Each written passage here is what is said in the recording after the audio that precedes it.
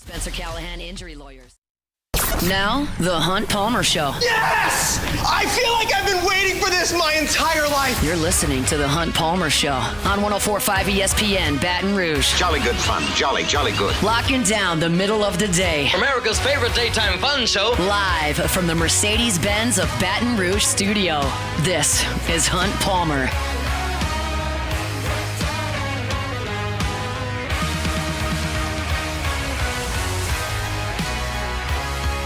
Welcome in. Hunt Palmer coming to you from the Mercedes-Benz of Baton Rouge studio downtown in the capital city on this Monday. Means we're brought to you by Gulf Coast Office Products. Hope your work week is off to a good start. Appreciate you hanging out with us here on 104.5 ESPN Baton Rouge. Got Jacob Beck and Cassie Spazzali back there on the ones and twos. And we got a ton to do over the next 2 hours. It is officially LSU-Bama week. Usually a lot of implications on the line when LSU and Alabama get together. These are a little bit different. Kind of feels like an elimination game for the college football playoff for these two teams as opposed to dueling for the SEC West as they've done for so long. Brian Kelly met with the media a little bit earlier, gave an update on Garrett Dellinger, talked a little bit about West weeks as well. So we'll certainly talk some LSU and Bama as we move forward. Denton Day not going to be able to join us today to talk national college football. We'll do that tomorrow. But that's probably okay because we've got plenty to discuss on the front end of the show today. And that's where we'll start the same way we start every single day with our opening drive. It's time for Hunt's opening drive, presented by Genesis of Baton Rouge. Well, it finally happened today. Dennis Allen let go as the head coach of the New Orleans Saints. The team announced this morning that he would no longer be in that position. They will move forward with Darren Rizzi as the interim head coach. Joe Woods will handle the defense. And quite frankly, what happened yesterday in Charlotte needed to happen. It needed to happen because this is an organization, the New Orleans Saints, from the top with Gail Benson down through the executives with Mickey Loomis and Dennis Lauscha, Kai Harley, and even down into the coaching staff with Dennis Allen. This is an organization that has a way that it has done things, and they're just going to continue to do them that way. And it's evident that that way doesn't work. And you needed to be shocked into reality to go, hey, this ain't it. And clearly, going 9-8 or 8-9 isn't shocking enough. Missing the playoffs 3 straight years isn't shocking enough. You needed to lose 7 in a row and get beat by the worst organization in the sport to have the light come on. I mean, think about what they've done. Sean Payton moves on. Okay, well, we'll just get the next guy up. Dennis Allen, you coach him. And that means Pete Carmichael, you step up a notch and you run the offense. And you keep Mickey Loomis around. And you keep Dennis Lauscha around. And you're just content to continue with this personnel. And it's not just the personnel, it's the decision-making. It's the way that you handle the salary cap. It's the way that you structure contracts to defer money and just narrowly try to dip under that salary cap with no flexibility each and every year. And you get older and you get more expensive and you don't get any better and you finally hit rock bottom. And it's going to force this franchise to make a change. And this cannot be the only change.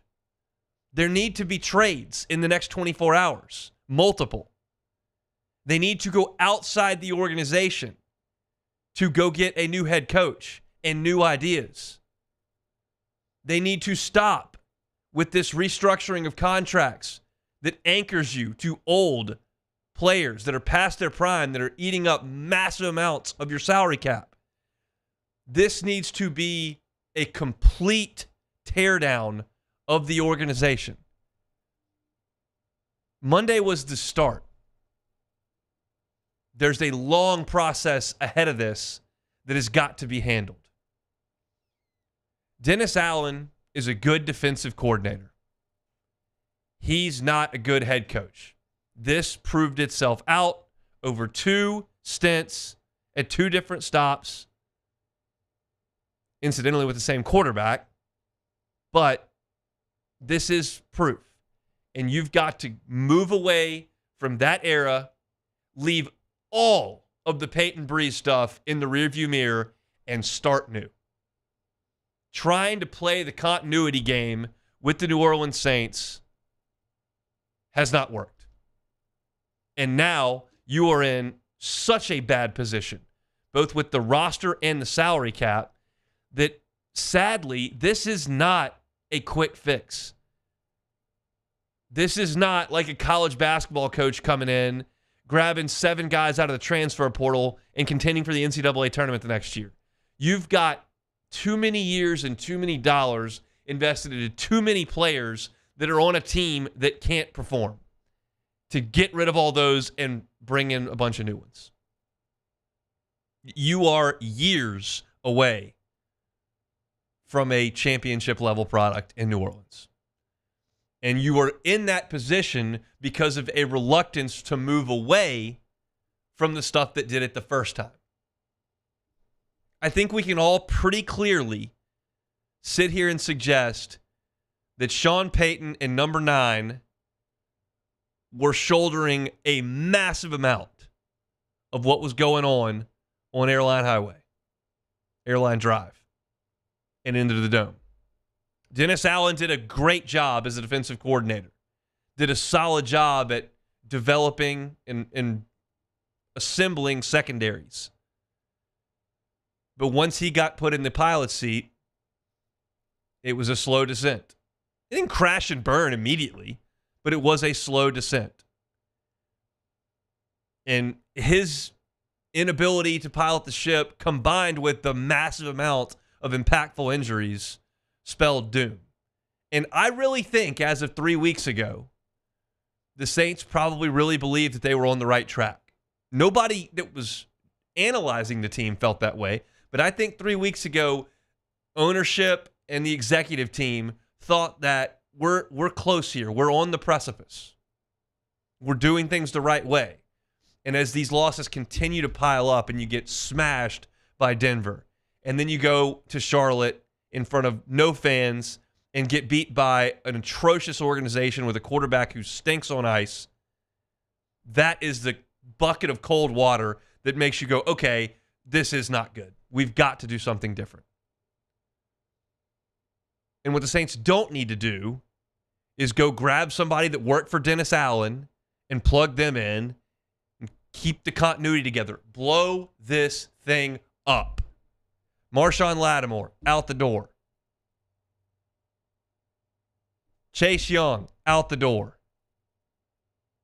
You've got a couple of pieces here that you may be able to fetch some draft capital with. You're not going to get a bunch of first-round picks. You're not going to get a bunch of second-round picks. But if you can get some third, fourth, fifth rounders to start this tear down and rebuild, go do it. Because the fact of the matter is that there are probably not very many guys on that roster right now who are going to be on the next really good Saints team. Taliesin Fuaga? Sure. Eric McCoy? Sure. Brian Brzee? Sure. Maybe Carl Granderson. But guys like Kamara, Taysom Hill, Lattimore, these guys probably aren't. And some of them are tradable and some of them aren't based on contracts, and we understand that. We've had those conversations. But you've got to start exploring all of that. Because this season is obviously sunk. You're moving on without your head coach, and you've got to have a massive shift in culture and philosophy in New Orleans. Because this old way, this old regime, this old guard, got to go. Got to go. So maybe as embarrassing as that loss was yesterday, maybe as embarrassing as it was, and it sure was, Carolina can't beat anybody. Maybe as embarrassing as that was, it will be the shock that'll go, oh, wow. Really got to make a change here. It's like when you get on the scale that one time and you finally see that number that's changed and you go, oh, we got to make some changes here. Maybe that was the moment for New Orleans yesterday. They made the first step there with Dennis Allen, who I thought handled himself with a ton of class yesterday in the postgame press conference and then releasing a statement through the Saints social media earlier today. Dennis Allen was an asset to the Saints organization. He was not a complete and utter disaster from a rival. He showed up, did a great job with the defense, piloted some of the best defenses in the NFL. Then when he got his chance as a head coach, he just proved out that's not where he's best suited. And he's gotten his last opportunity to do that. He won't be a head coach anymore. But I would imagine before the end of January, he'll have a new job as a defensive coordinator somewhere, and that team will have hired a really good defensive coach. Just wasn't going to be the head guy in New Orleans. So the question now begs, okay, we don't have Dennis Allen. The rest of this season is toast. What's next? Who's next? There are some names that have surfaced already that folks have put up on kind of a hot board. We're months away from the Saints actually making that decision. And they'll have a chance to lay a ton of groundwork here. But the question is not whether or not there are good coaches available. The question is New Orleans an attractive place to bring a coach? And that is Mickey Loomis and Dennis Lauscha and Gail Benson's next issue they're going to have to deal with.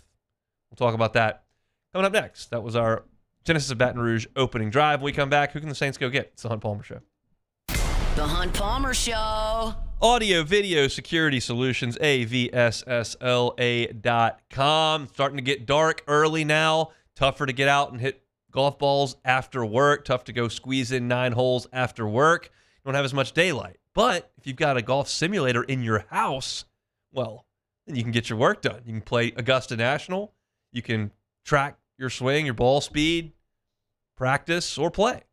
If you have no idea where to start that process and getting a golf simulator, well, Audio Video Security Solutions can help you. Mitchell Fisher and his team tell you about all the great things that they can do, from installing mesh Wi-Fi to dealing with your surround sound, your entertainment system, your security system, all the stuff they can do. They also can do golf simulators.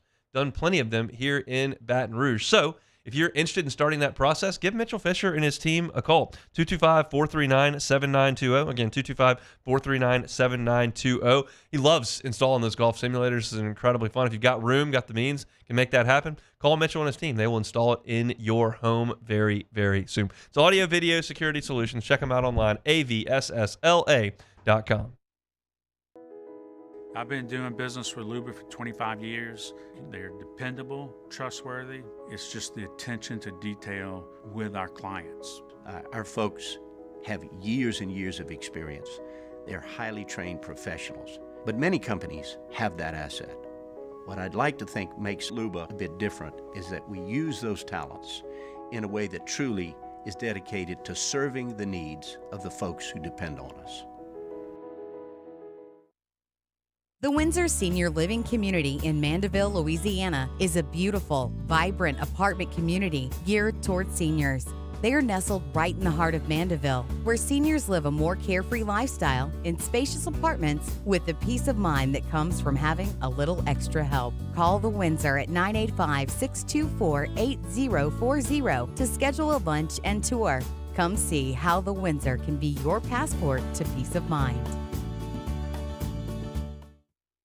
Dylan Cruz here to tell you about Six Rings Baseball and Softball Camp. If you live on the North Shore and play ball, go to Six Rings Camps with former LSU assistant coach Dan Canaveri. His knowledge is second to none, and your child will improve and have fun doing it. Camps were held at Coquille Park and Six Rings Academy in Covington with 4 sessions over the summer. Full day and morning only sessions are available from ages 7 to 13. Go to sixringsbaseball.com or call 985-206-9096.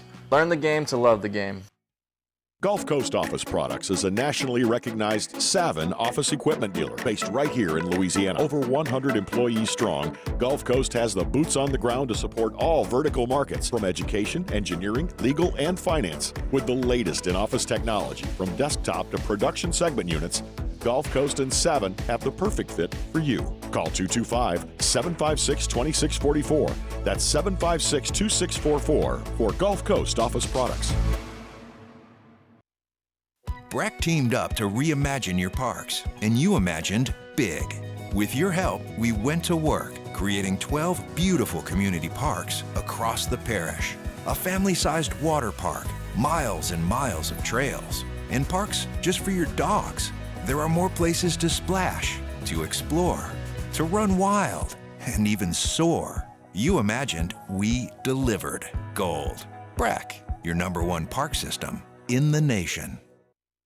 Electricity is all around us. and our families depend on it.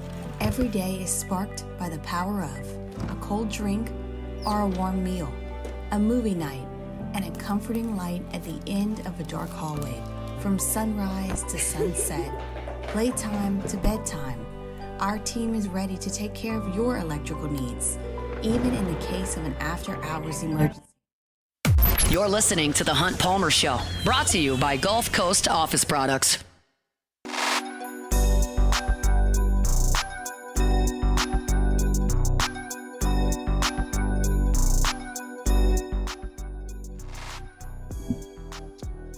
Monday show is brought to you by Gulf Coast Office Products, GCOPnet.com. All your printing, scanning, copying needs, Gulf Coast Office Products has you covered. Up at LouisianaSports.net right now, Ross Jackson put together a piece with some potential replacement candidates for Dennis Allen as the head coach of the New Orleans Saints. Of course, we're not going to find this out for months now. This is an early termination for Dennis Allen, and you're not going to make a hire here until most teams' seasons are done. So you're talking about a likely January announcement for the new head coach of the New Orleans Saints. So a long way to go for the Saints to make this hire, but they've got every opportunity now to really scour the market, make sure they cover their bases. You don't have to be in a rush at all. You're the only team in the NFL without a head coach, and you've got to make sure that you get this right because you've got to get this culture moving back in a positive direction. So I've got some thoughts before we get to some of the names on the challenge that Mickey Loomis and Dennis Lauscha and Gail Benson have here in picking the next head coach of the Saints. This is not a desirable spot. You have an aging team that is playing very poorly and is $60 million over the salary cap. Okay? So this is not a quick fix. You're going to have to come in here and understand that you probably don't have your quarterback. You don't have any ability to go out in free agency and sign 4 or 5 starters. And you're going to have to lean on draft picks. And the guys who have been doing a lot of the drafting have missed a good bit recently. So it's not attractive. Now, there are only 32 of these. So if you get your shot, you probably got to go. I mean, I don't think that Detroit was in great shape when Dan Campbell took that job. But he's made it work. So if you can find a guy that's willing to take a challenge, Sean Payton was willing to take a challenge. I would suggest that the Saints right now are in better shape than they were when Sean Payton got the job because the city is not underwater.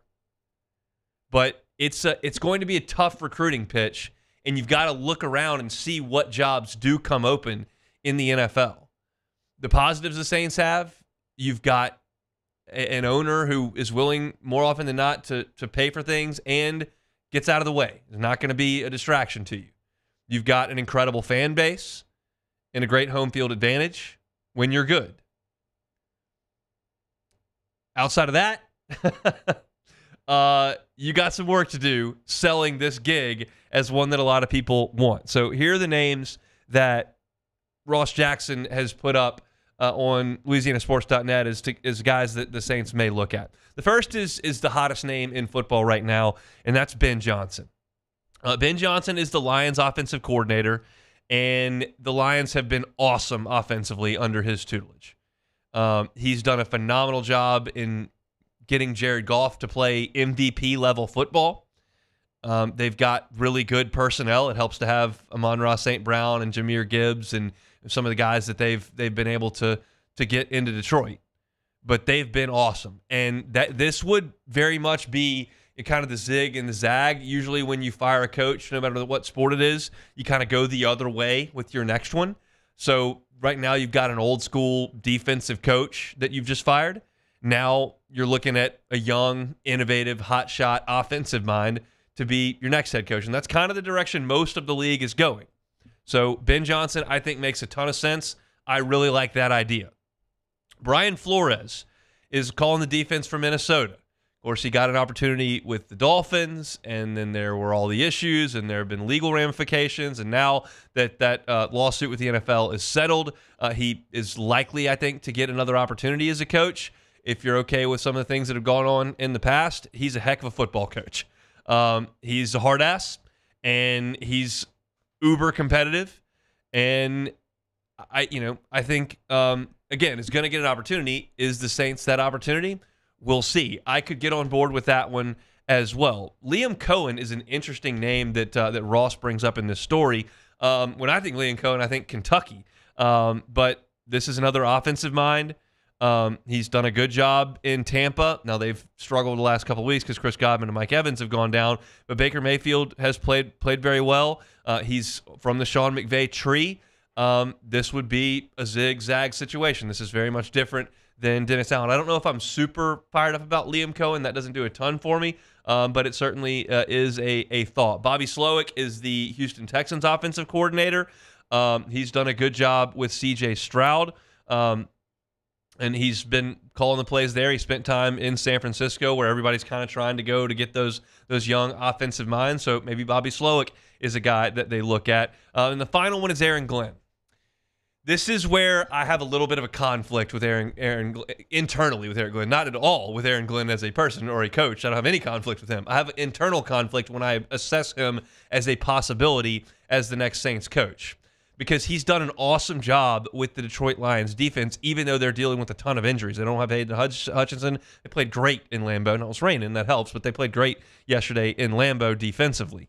But he's right off the Dennis Allen tree. Same background, same scheme, worked in New Orleans. It feels like it's right off of Dennis Allen's tree.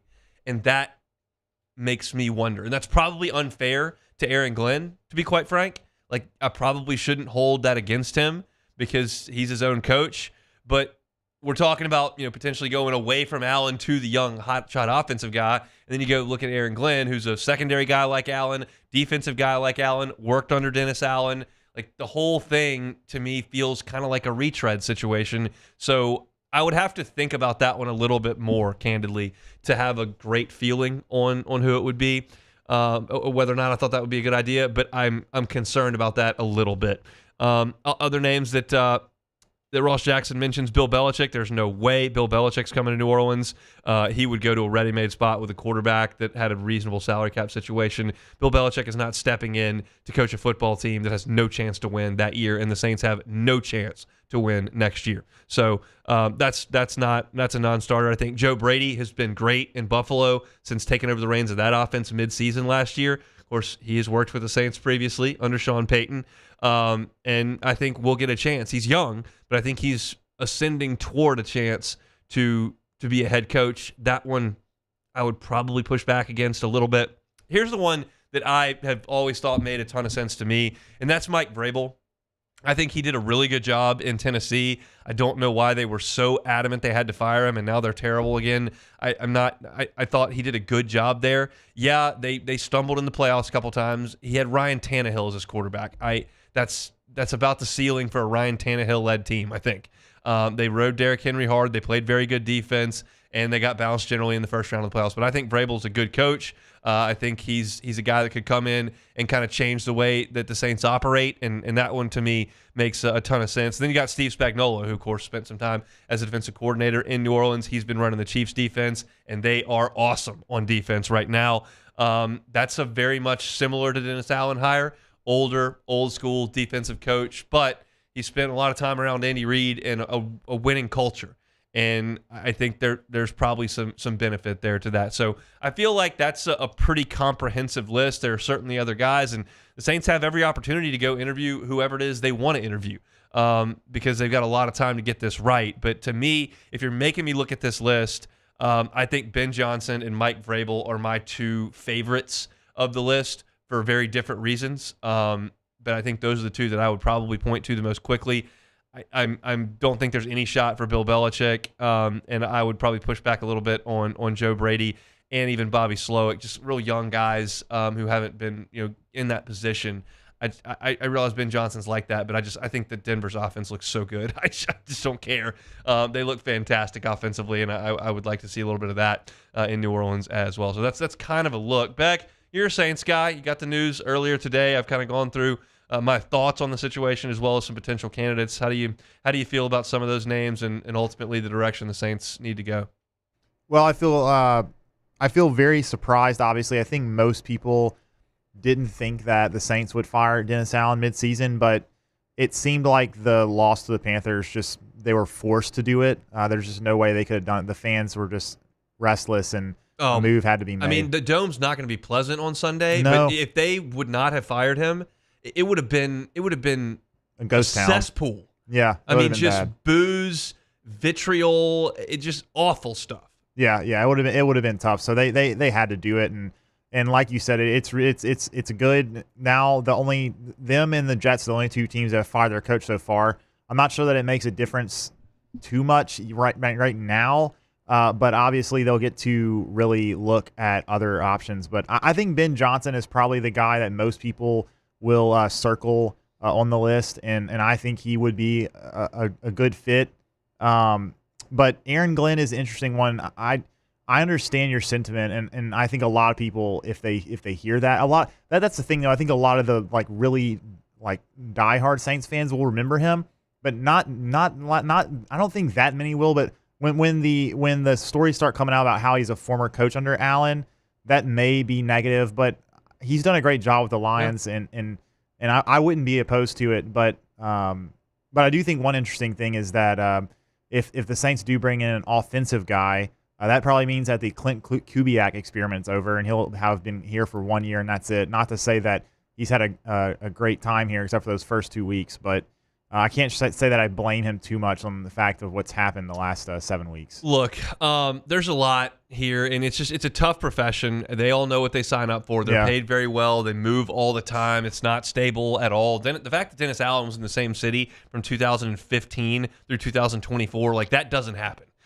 Andy Reid and Mike Tomlin do that. Nobody else does. So it was a long run there. As far as Clint Kubiak goes, and again, I can evaluate, I feel like, college position coaches and stuff because recruiting is so visible to us and you can see it.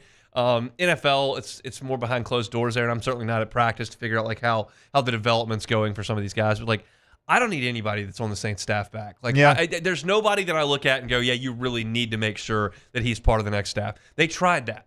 They tried that whole thing with the transition. Yeah, gut it, empty the house. The only thing I would say, with Darren Rizzi becoming the interim, I'm not sure that he would want to stick around with the next regime. But Darren Rizzi is a guy that everybody in the locker room respects, and he's a really good special teams coordinator. I'm not sure that he will want to stay, but if you can somehow get him to stay, I think he's a really good guy for the locker room, and maybe he'll stick around after getting the interim spot. But I'm not. Obviously, whoever they hire is most likely going to just clear everyone out. But that's one guy I think that maybe you want to keep.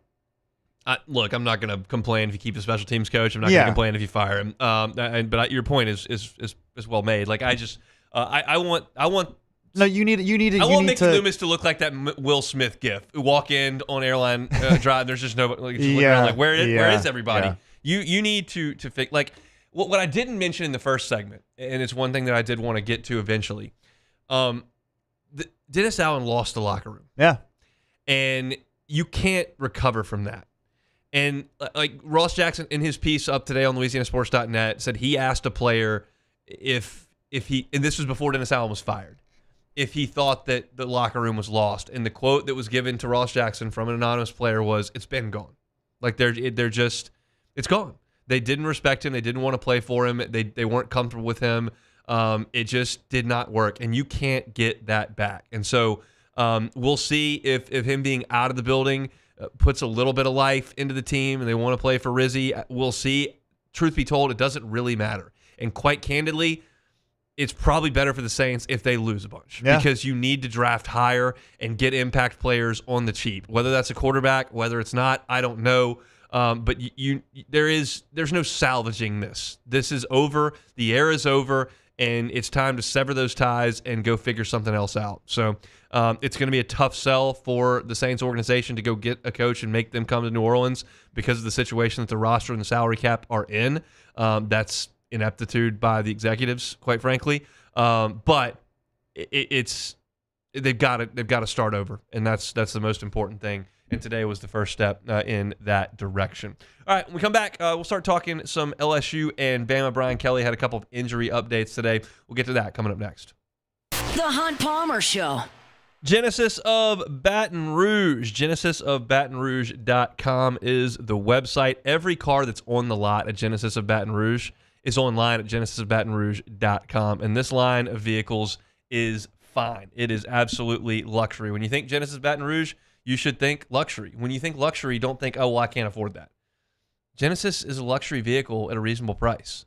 Get on by and make a stop at that dealership. It's first class. You're probably going to be on Airline Highway anyway. If you're buying a car in Baton Rouge, a lot of times you end up on Airline Highway. Just make one more stop. It's at Airline in Pico, right there across from Women's Hospital. And you can meet with one of their brand ambassadors, take a test drive, and see for yourself just how sleek and stylish and safe and comfortable the line of Genesis vehicles is.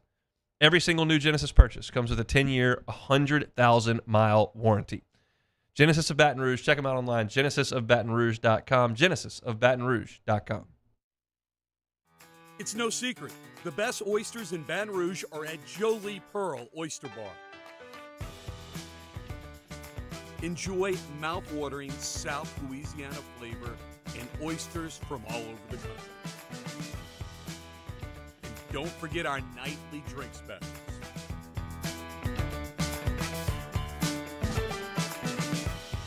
Jolie Pearl Oyster Bar, located in downtown Baton Rouge. There it is, the extra mile, on the border of expected and extraordinary for those willing to go further, like vans customized for work or play, with safety and tech to keep you connected, supported by a 5-star sales, service, and finance team, and backed by the 1-star you know. So go the extra mile. It's never crowded, because so few have what it takes to go there. Mercedes-Benz Vans. I've been doing business with Luba for 25 years. They're dependable, trustworthy. It's just the attention to detail with our clients. Our folks have years and years of experience. They're highly trained professionals. But many companies have that asset. What I'd like to think makes Luba a bit different is that we use those talents in a way that truly is dedicated to serving the needs of the folks who depend on us.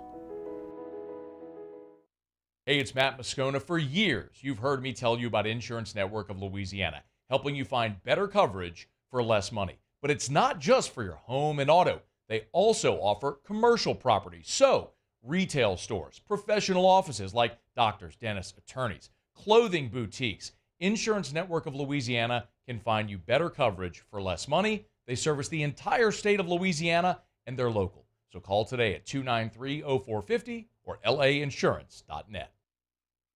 Jerry and Benny Payne began Central Plumbing Company out of their driveway in Tanglewood Subdivision. 50 years later and 4 generations down the road, we continue to serve Baton Rouge and the surrounding areas for all of their plumbing needs. Residential, commercial, industrial, or hospitality, Central Plumbing is here 24/7, 365.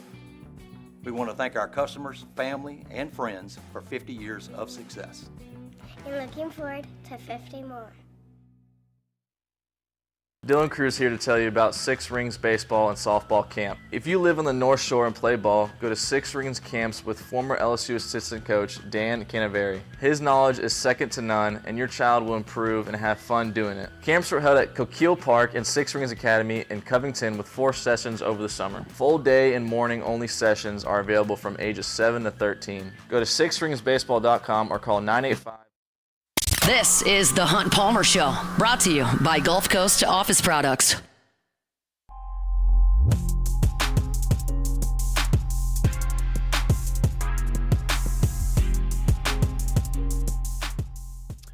I gotta be pretty honest with you, Beck. I'm a little confused. I'm looking up at the ESPN feed that's playing in here in the studio, and Paul Feinbaum is on SportsCenter, and they're discussing whether or not Lane Kiffin has job security issues if they lose to Georgia. Aren't they like ranked in the top 15 and just beat Arkansas by 40? What am I missing here? Yeah, I think they're number 12 in the country. Huh? And still control their playoff aspirations. What are they talking about? But by the way, I didn't see what they said. The segment was called "Fine or Not Fine." What did they both say? Not. I didn't see what they said. I was too taken aback by the absurdity of the question. What Ole Miss is what? Ohio State now? They're Clemson and Bama. They're 6-2 with a playoff chance. They got a huge game coming up on Saturday. Is job security. Sometimes I think ESPN just like tries to invent things to talk about. Yeah, I said maybe it's. I'm surprised. I guess it's a little bit of a slower day for the news in terms of college football. I mean, that's a hot take, Matt Berry and Paul Feinbaum. All right, let's talk a little LSU and Bama.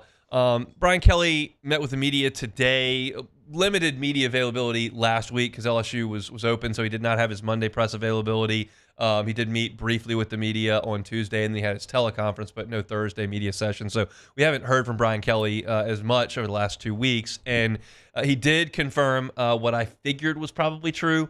Garrett Dellinger had tightrope surgery on his ankle. He had a high ankle sprain that he suffered in the game against Texas A&M.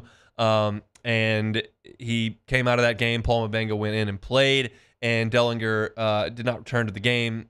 Kelly said last week that it was a high ankle sprain. It was going to be a recovery week for Garrett Dellinger, but he is unavailable to play in the game against Alabama coming up on Saturday night. So that means your senior left guard is out of the lineup against Alabama, and you're going to plug in a redshirt freshman there in Paul Mabenga, which does hurt. Dellinger's been a really good player for you. He's been a starter for 3 years. He started 30 games for LSU on the offensive front, and Mabenga has only played in 5 games in his LSU career. So Mabenga's big and physical, but I think you're taking a step back there. And the thing that I think probably matters most here is that you're kind of exacerbating an issue. DJ Chester has been up and down at center, but with 2 senior guards next to him, they can kind of help make up for it here and there. And now you don't have that safety net. You don't have the ability for a senior on that side to help out with DJ Chester. In fact, it's 2 redshirt freshmen now right there on the interior. So LSU leans on that offensive line a ton to pass protect. They're going to have to do that a ton in the game against Alabama, but they're going to have to run the ball as well. I've got a piece up at LouisianaSports.net right now that I do every week called Statistically Speaking, and it is just numbers. I mean, it is just a wall of numbers. There's not a lot of context to it. It's just a thing to kind of ease into the week and get a sense for what LSU's opponent has looked like statistically. And one of the things that I think really stood out to me about this Alabama defense is that when we think Alabama, we think about these mauling defenses, these dominant defenses, these havoc-creating defenses. And statistically, at least, they haven't really been that. They are 10th in the SEC in sacks per game, just 2.25. They are 12th in the SEC in tackles for loss per game at 5.5.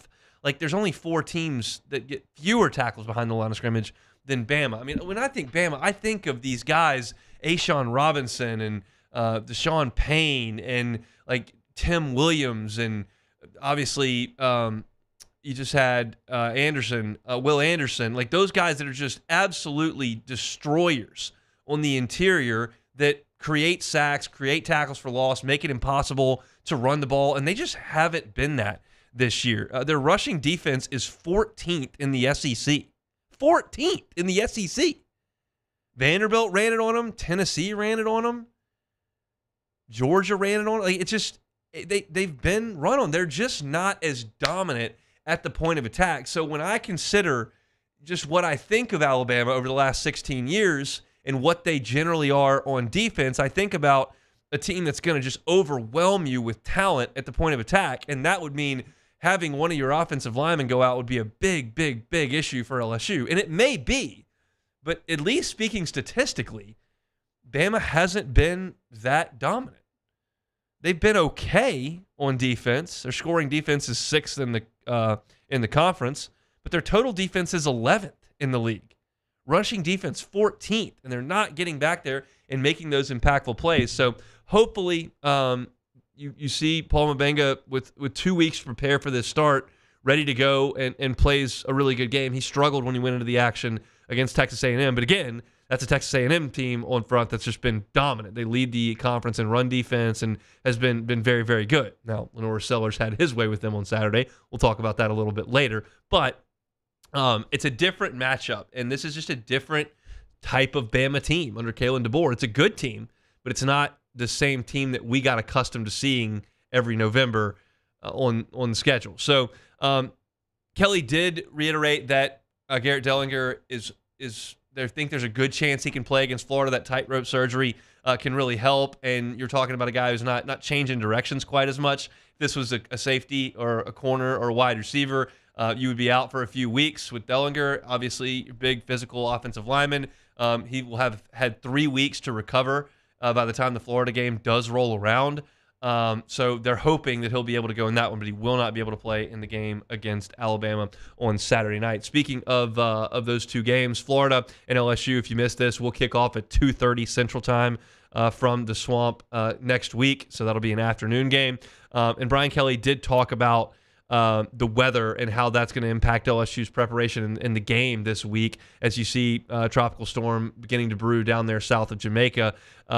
Kelly said, look, I didn't think we'd be dealing with a hurricane during the LSU-Bama week. Usually those are not November things, but it is certainly on the list. I made a phone call up to LSU today just to kind of check in and see. I can confirm that LSU did have an internal meeting this morning to discuss the tropical storm that could potentially become a hurricane. There are not going to be really any decisions made, is my understanding, until probably Wednesday, if there is a decision to be made at all. I'm not going to sit here and try to play weatherman. I've seen reports to say that it could get it could be weakened significantly by the time it gets into the Gulf. I don't know. That's beyond my scope of knowledge. But I do know that I can call people at LSU to see what the game operations are looking like. Right now, everything is on a schedule for Saturday, but they think by Wednesday they should have more information. If something needs to be done about the weather to deal with this game, they'll make that call later on in the week. But as of right now, nothing doing over there at LSU. It's just business as usual, and LSU will continue to prepare, get ready to go for a game against Alabama on Saturday night in Death Valley. All right, that's some look at LSU and Alabama, briefly dipping our toe in there. We'll certainly be wall-to-wall LSU Alabama for the majority of this week. When we come back, I want to talk about something about the locker room. I want to talk about Derek Carr, some of the things he had to say yesterday. And then Michael Thomas was on Twitter once again, so we'll talk about all that. Coming up next on The Hunt Palmer Show. The Hunt Palmer Show. One Bath and Closets. OneBathAndClosets.com is the website. David Duvall and his team, 30 years redesigning and remodeling bathrooms and closets. Maybe you need a full-scale bathroom renovation. David Duvall and his team at One Bath and Closets are a licensed contractor. They'll be the only call you make. They handle everything from start to finish. However, if it's not that big a renovation, you're just looking for something simple to change the aesthetic of your bathroom, change the functionality of your bathroom, how about a tub-to-shower conversion? If you don't ever use that tub, take it out. It's old, dingy, you never sit in it. Put that glass walk-in shower. Change the entire bathroom. Add some value to your home. If you're worried about paying for it, they got financing options available. 0% for 18 months if you qualify. Start that process with a free consultation at OneBathAndClosets.com. You can also see pictures of their great work and some awesome reviews from their satisfied customers as well. It's all online at OneBathAndClosets.com. OneBathAndClosets.com. The only thing scary about the deals at Bayou Ford is if you miss out on them, like $15,000 off F-150. Bayou Ford has $15,000 off Ford F-150. All new Bayou Ford vehicles come with a complimentary 7-year powertrain warranty. The crew at Bayou Ford is going to do right by you. Gulf Coast Bank and Trust is giving our customers the power to bank anywhere, anytime during this challenging event. And we're right there with you. Our mobile banking app is a smart way to manage your money and time. Gulf Coast Bank and Trust, the bank that cares about you. Looking for the ultimate game day experience? Come to the Queen Casino in Baton Rouge. Wall-to-wall TVs mean you'll see every touchdown in HD. Place your bets and feel the thrill of every play with our DraftKings Sportsbook. The Queen Casino, where every moment is a win. When it comes to ending cancer, we push forward, always working together for you. That's why our cancer experts at Ochsner have clinically integrated with MD Anderson Cancer Center. This means advanced cancer care, including access to life-saving clinical trials and integrating care to treat the whole you. Introducing Ochsner MD Anderson Cancer Center. Long live you.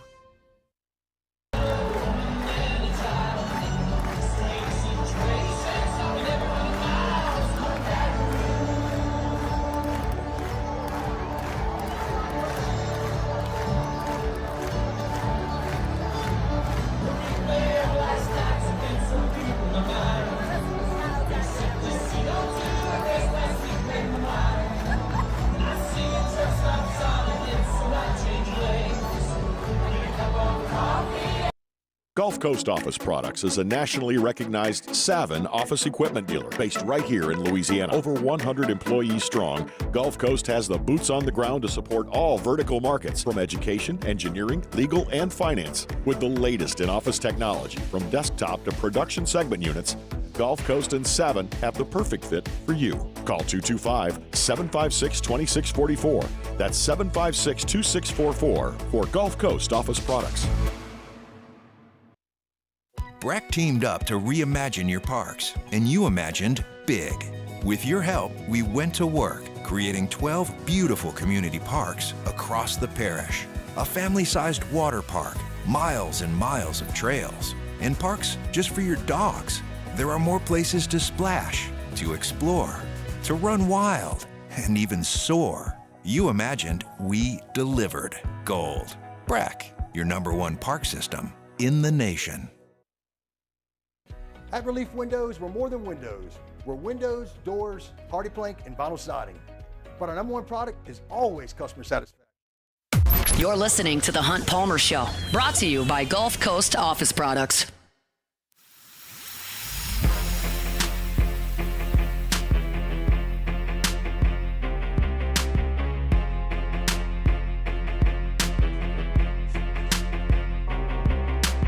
All right, wrapping up hour number 1 here. We're brought to you by Gulf Coast Office Products. All your printing, scanning, copying needs, Gulf Coast Office Products. Baton Rouge Business Report ranked the office equipment suppliers in Baton Rouge. Gulf Coast #1. Of course, Trey Beal is awesome. His team is fantastic, and they do great work. No matter what industry you're in, whether you're in legal world, healthcare, banking, schools, like us, a media company, no matter what vertical market you're in, Trey Beal and his team at Gulf Coast Office Products have clients in that line of work, and they know what you need from a printing, scanning, copying perspective. If you don't know, give them a call. Make sure you've got exactly what you need. They handle our work here, guarantee, and we love working with the folks at Gulf Coast Office Products, and we appreciate them for bringing you our Monday shows each and every week. This fight's a little bit longer than we normally play here, but I did want to play Derek Carr's post-game yesterday, talking about Michael Thomas, who was going nuts on Twitter yesterday. So this is what Derek Carr had to say about the continued Twitter interaction, and Michael Thomas being really critical of Derek Carr on social media week after week. Your reaction? I have love for Mike, and when he does that, I don't really care for it, obviously. I've had so many teammates over the years, and he's like the one dude that didn't get along with me, and I don't know what I did to him. I don't know why he feels that way. I'm sorry, for whatever he's dealing with to make him feel like he's got to do that. I don't know, but he's never called me during any of this. My phone number has never changed. I've in fact called him on different occasions, just to try. And sometimes you can try as hard as you want, and it just doesn't work out, and that's okay. So I don't know why he feels any type of way. I didn't see it. I won't see it because I always ignore everything, good and bad. I try to ignore everything. So it's unfortunate, especially coming from a player like that. But I wish him the best. I hope he gets on a team and does what he wants to do. So that's Derek Carr taking the high road. If you missed it, Michael Thomas went nuts on Twitter after Derek Carr threw the ball that got Olave hit and knocked out of the game on a scary collision there. He had, let's see how many tweets about Derek Carr for the last 24 hours. 1, 2, 3, 4, 5, 6, 7, 8, 9 tweets. 10. There's a 10th. 10 tweets about Derek Carr and his performance over the last 24 hours from Michael Thomas. He's retweeting NFL memes that said, with his loss to the Carolina Panthers, Derek Carr now becomes the first QB in NFL history to lose to 31 teams. And trust me, I understand the irony here because I am criticizing Michael Thomas publicly right now, and I'm criticizing him for criticizing people in public. But my job is to cover the Saints, and Michael Thomas is a story within the Saints. He's the greatest receiver in the history of the franchise. and he's in the news for all this, and Derek Carr is talking about it post-game. So it's my job to come here and react to that. It's not in his job description to call out the Saints training staff on Twitter and call out the head coach on Twitter and berate the quarterback on Twitter and to go after people and send nasty DMs to people.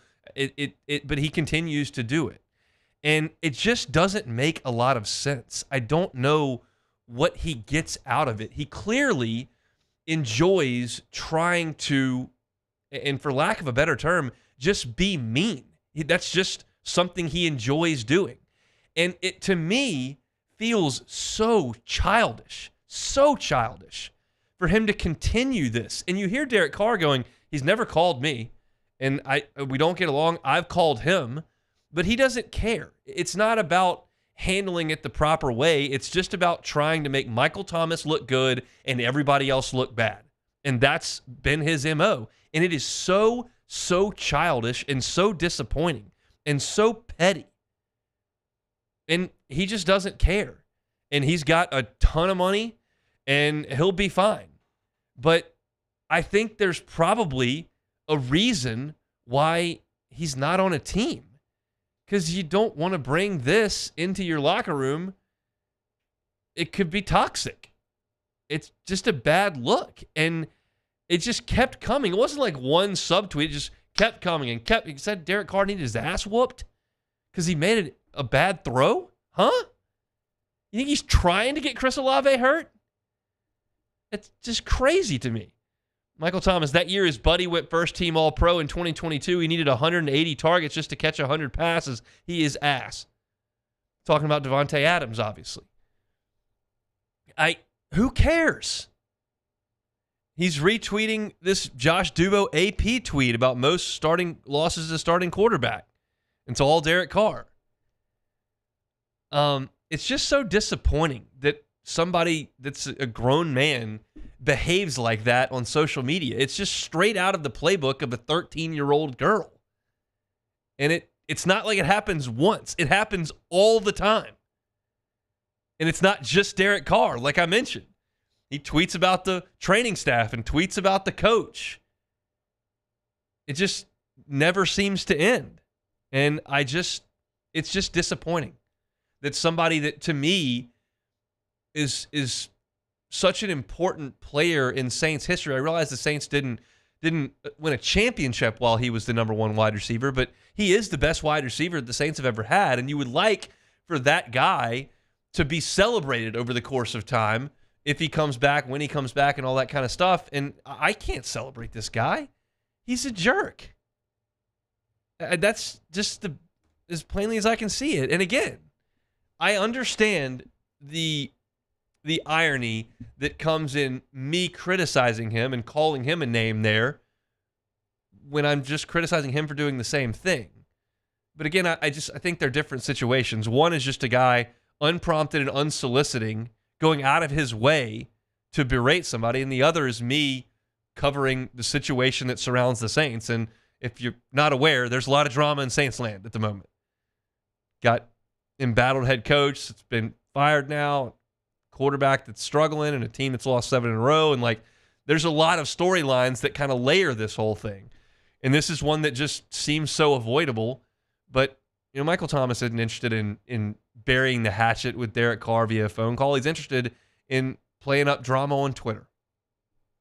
That's just what he does. So that's a bit of a bummer there. Apparently, based on the tweets that I am seeing, Darren Rizzi's press conference has been a lot. He's full of energy, fired up. So we're not going to go feel sorry for ourselves. And it feels like there's probably going to be a shot of life into that Saints facility. That's just tough on players, college players or professional players, when you feel like your coach is toast. And to have that gone, now there is no uncertainty there. And then have a guy with the passion and energy level that Rizzi has come in and kind of shake things up a little bit. Not dissimilar to Ed Ogeron coming in and taking over for Les Miles. Sometimes you just need a shot of life. And it sounds like Darren Rizzi has done that in his press conference today. We'll certainly have some sound tomorrow. Matt will have some sound later on his show, but best I can tell, he may not even be done talking yet. So we certainly won't have any sound here on our show, but it sounds like things are quite spirited in the Darren Rizzi press conference. That's it for hour number 1 here on a Monday edition of the Hunt Palmer Show. If you missed any of it, catch it on demand. 1045ESPN.com's on demand tab, Apple Podcasts, Spotify, Google, wherever you find your sound, you can always find us. If you're looking for Saints news, there will be a ton of that moving forward. Hunt on Saints is where you can find all of it, and also invite you to head over to LouisianaSports.net. There are a ton of pieces up, including a piece by Ross Jackson highlighting some possible candidates to replace Dennis Allen. When we come back, we're going to talk some SEC football. How did my picks against the spread go on Saturday? Got to talk about the Texas A&M Aggies as well, plus some LSU-Bama. So we'll step aside for SportsCenter. Don't go anywhere. It's a Monday edition of the Hunt Palmer Show. The Hunt Palmer Show. Evolve Physical Therapy and Sports. EvolvePT.com is the website. If you're banged up, you're hurt, trying to get back to being your active self, Evolve Physical Therapy and Sports is where you need to go for your rehabilitation. You have the option to go wherever it is you want for physical therapy. Just because you got suggested to go here or there, you're thinking, I've heard about this place, Evolve, I'd really like to go there. You can. Absolutely your prerogative to do your rehabilitation. And I'll tell you, you're not going to get any better than the folks at Evolve Physical Therapy and Sports. From the moment you walk in that door, they're going to be hands-on. Soft tissue manipulation, isokinetic testing, scraping, dry needling, cupping, all that can be done right there in their world-class facility. And you're going to have a licensed physical therapist right there with you every single step of the way. No age is the issue. If you're a 12-year-old trying to get back into the youth sports, or you're 65 and trying to get back out on the golf course or working out every day, you can go to Evolve Physical Therapy and Sports. Their goal is to get you back to being your active self. Check them out online, EvolvePT.com. Bayou Chrysler Dodge Jeep Ram can get you in a new 2024 Ram 1500 truck for only $32,898. $32,898 for a new Ram 1500 truck. All new Bayou Automotive vehicles come with a complimentary 7-year powertrain warranty. The crew at Bayou Automotive is going to do right by you.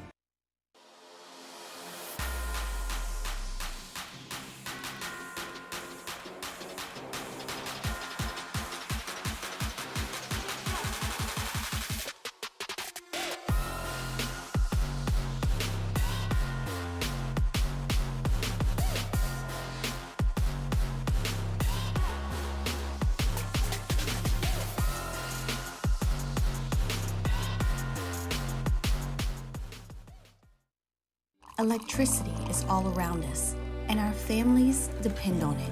Every day is sparked by the power of a cold drink or a warm meal, a movie night, and a comforting light at the end of a dark hallway.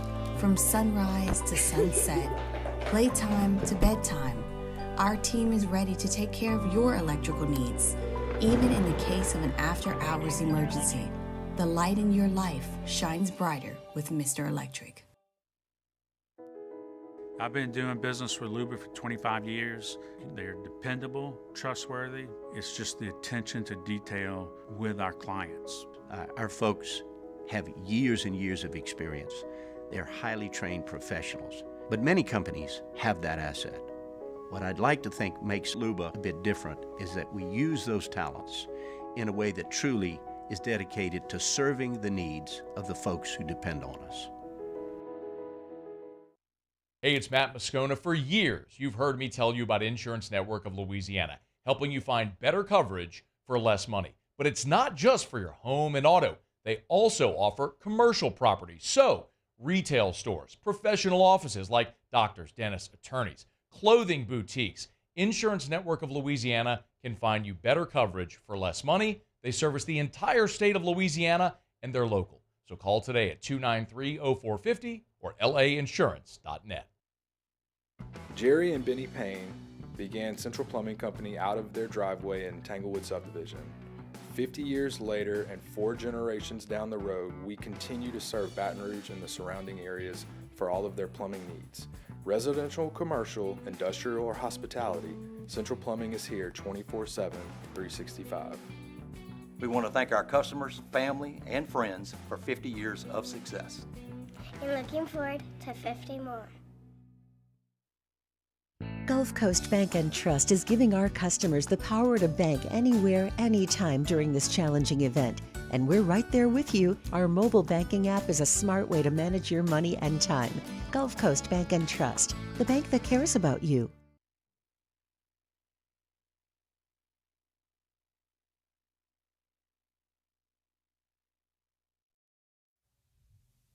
This is SportsCenter.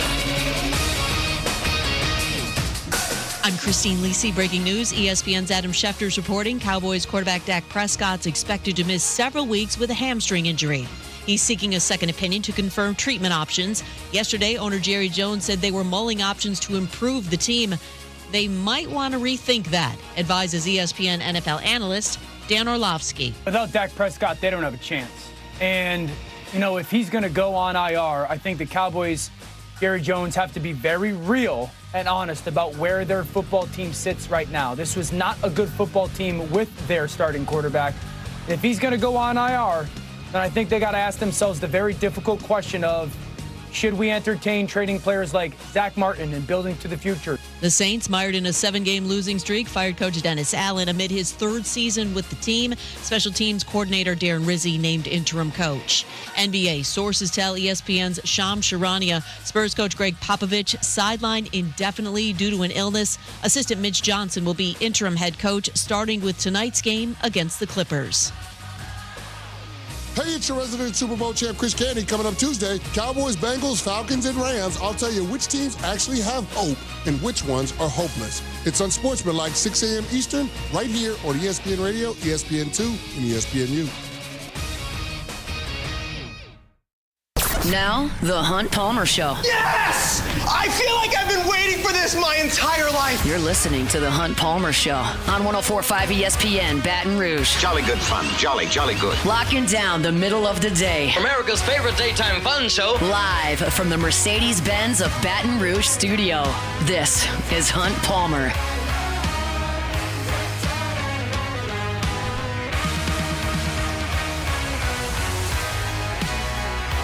Hour number 2, Monday edition of the Hunt Palmer Show, presented by Gulf Coast Office Products. No guests today. Tried to get a few of the Saints media, but it was just terrible timing with us. There are 3 consecutive press conferences right during our show. Darren Rizzi talked. Tyrann Mathieu going to speak as well, and I think Mickey Loomis will also take the microphone today. So they're all a little busy with their actual jobs to come on.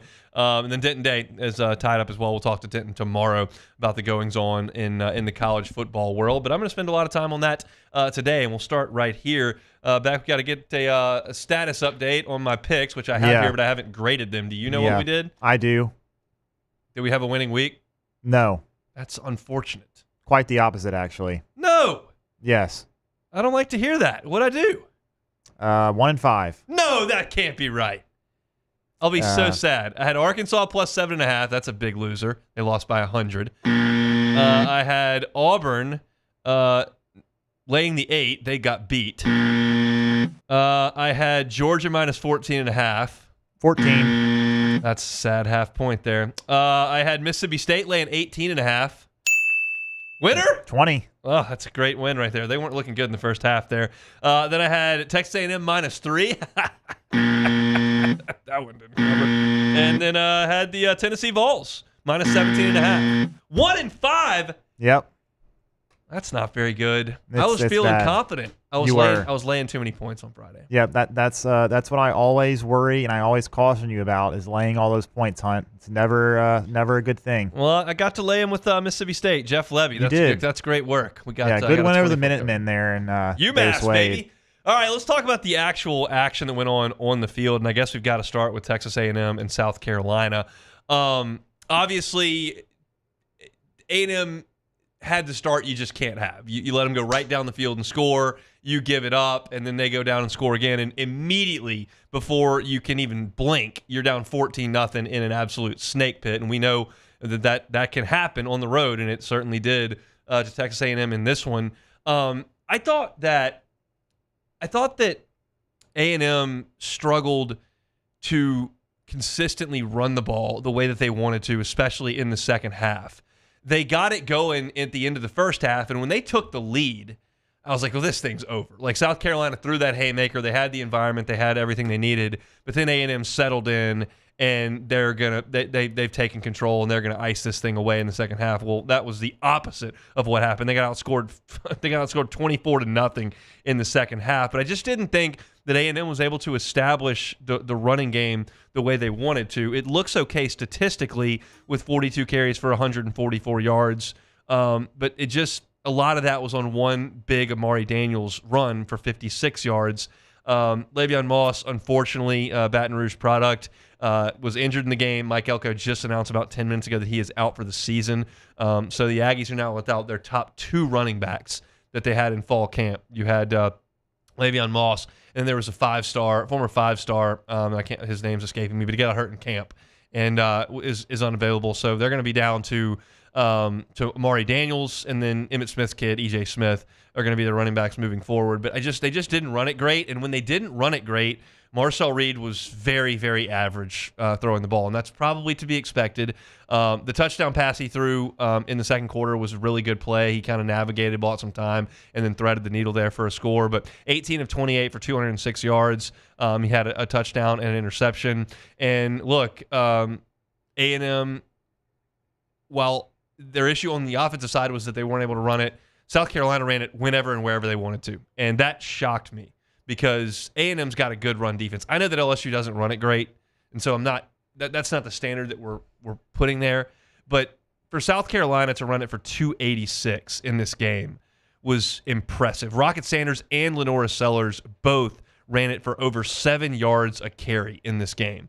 They were big, they were physical, they were downhill, and A&M just didn't have an answer for it. And that shocked me. That's why I picked A&M and laid the points, because I just thought that wasn't going to happen. And I thought that was a bad matchup for South Carolina. Lenora Sellers' athleticism was just on full display on Saturday night. A&M and Mike Elko dialed up what had to have been 6 free blitzers coming at Lenora Sellers. Like 6 of them.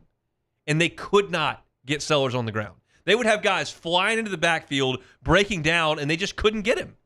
And we saw that last year with Jaden Daniels. And when you've got a great athlete back there, like, it's really, really frustrating. But for Elko, I can't imagine what he's going to think watching that tape, because he's at that point done everything he can do. All he can do is get the guy into the backfield. And once they schemed that up, he's got to go make the play, and they just couldn't do it. And Sellers has his shortcomings. He didn't complete 50% of his throws, but he was able to get away from pressure. He was able to make some plays down the field. He threw 2 touchdown passes. He did not turn the ball over, and A&M just had no answer for South Carolina in the second half. So that LSU win in Columbia looks a little bit better today, and now everybody in the Southeastern Conference has a conference loss as we enter November in what's going to be absolute chaos. I allowed myself last night to briefly look at some of the tiebreakers, and it broke my brain, and I just didn't feel like doing it anymore. If LSU beats Alabama on Saturday, you have my word, I will memorize the tiebreakers and figure it out. At this point, I'm just not willing to put in the brain power because it's a lot. Yeah, you don't need to do that yet. We can start doing that when we get to the last 2 weeks of the season, maybe, and it's still questionable. But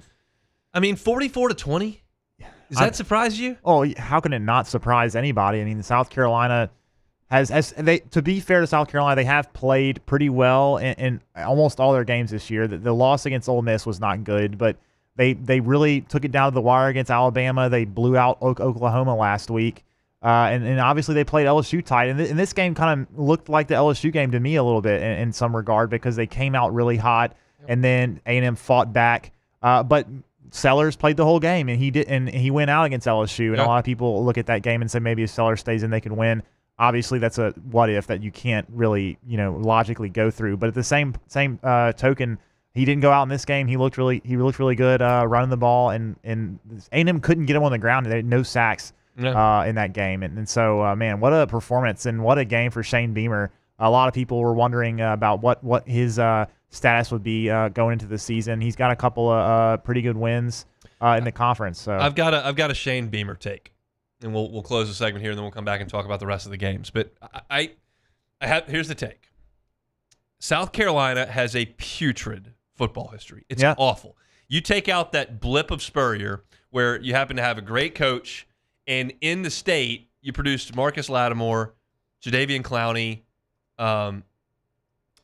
Stephon Gilmore. Like the state was churning out some of the best players that have ever played for South Carolina in a short, and all the stars line up, and they got to Atlanta. They won 10 games 3 years in a row. Connor Shaw was a good quarterback for them. But outside of that, it's been pretty much awful. Alshon Jeffrey is one I didn't mention. Outside of that, it's been pretty awful. And Shane Beamer is not a great coach, but he's a good fit for South Carolina. He's young. He's got a lot of energy. He's got some edge. He does some things a little differently with social media and whatnot. They've recruited pretty well. I think they might flip the tight end Mike Tyler from LSU to South Carolina. He was there at the game against Texas A&M. They're never going to win the SEC while he's there, and that's fine.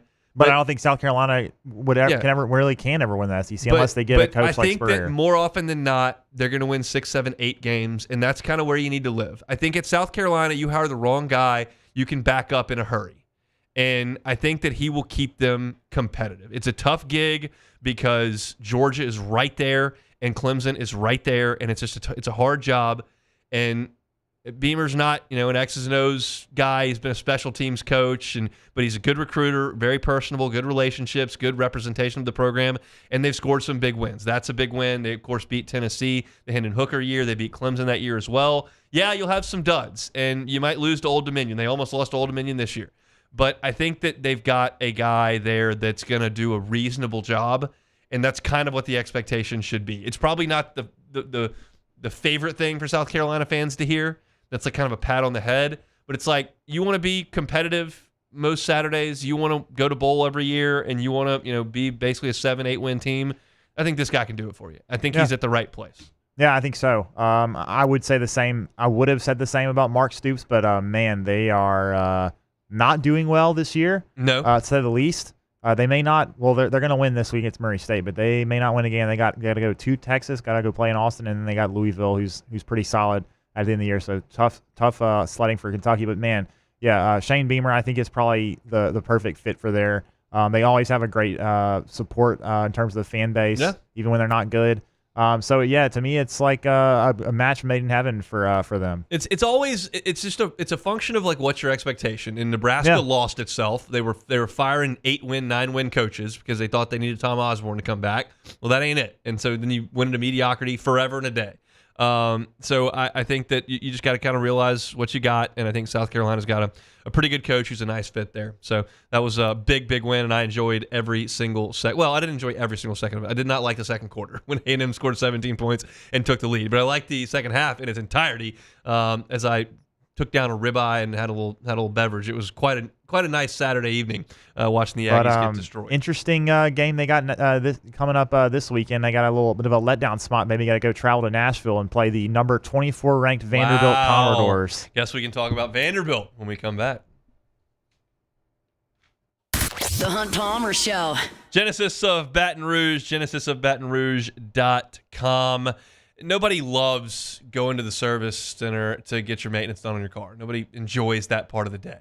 However, the folks at Genesis of Baton Rouge will take care of you. If you do want to go into the dealership, I highly recommend that. It is a phenomenal facility, incredible ambiance, great internet. You can get some work done there. They've got a phenomenal coffee set up in there. Told you about this the other day. We went to meet with the folks at Genesis Baton Rouge, and Ellen, our sales rep, she doesn't really even drink coffee, but the coffee maker was so awesome. She's like, I got to try this out. You can get any coffee from the coffee maker over there at Genesis of Baton Rouge, and it's such a clean facility, so you can enjoy your time there. But if you don't want to go and get your maintenance done, they offer valet maintenance at Genesis of Baton Rouge. They'll come to your house. They'll come to your place of work. They'll leave you a car from Genesis. They'll take yours to the dealership. They'll deal with your oil change. They'll deal with your cabin air filter. They'll deal with your wipers, handle the maintenance, drive it right back to you. That's just part of the experience of being a Genesis driver. Most of you driving around right now in Baton Rouge are not in a Genesis. Genesis hasn't been around in Baton Rouge that long. Put them on your list when you're next in the market for a vehicle. The line is phenomenal. It's sleek, drives great, safe. And the experience of being a Genesis driver is second to none. Genesis of Baton Rouge. Check them out online, genesisofbatonrouge.com, genesisofbatonrouge.com.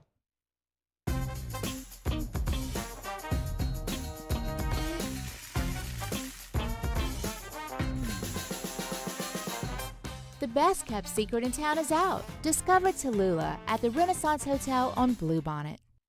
Bayou Chrysler Dodge Jeep Ram can get you in a new 2024 Ram 1500 truck for only $32,898. $32,898 for a new Ram 1500 truck. All new Bayou Automotive vehicles come with a complimentary 7-year powertrain warranty. The crew at Bayou Automotive is going to do right by you.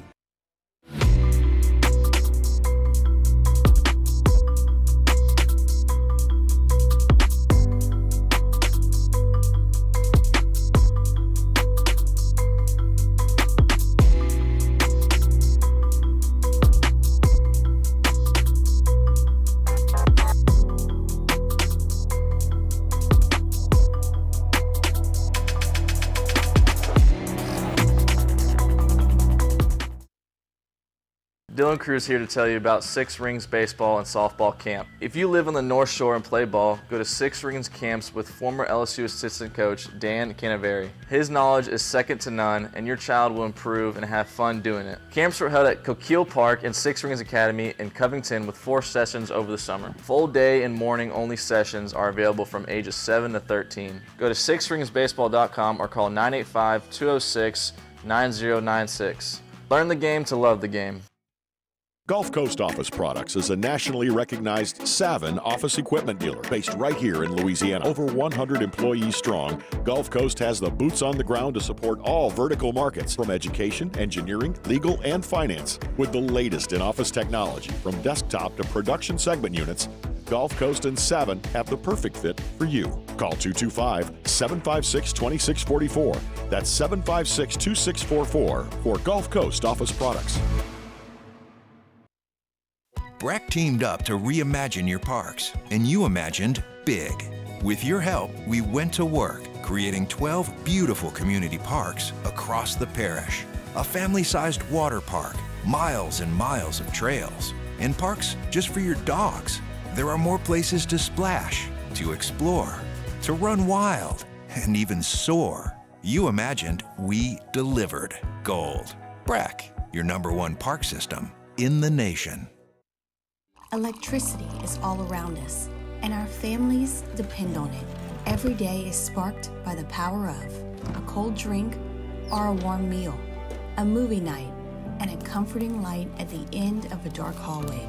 From sunrise to sunset, playtime to bedtime, our team is ready to take care of your electrical needs, even in the case of an after-hours emergency.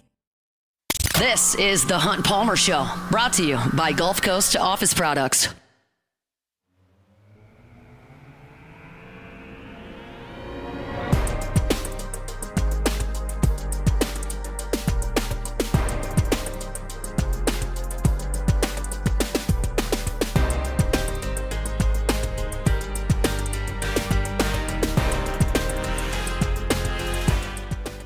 All right, chugging through the SEC slate from Saturday, full day of watching football for Tiger fans who didn't have a tailgate to get to or a game to lock in on for 4 hours. There's a lot to chew on. Florida, Georgia was interesting. Florida goes into the half leading 13-6.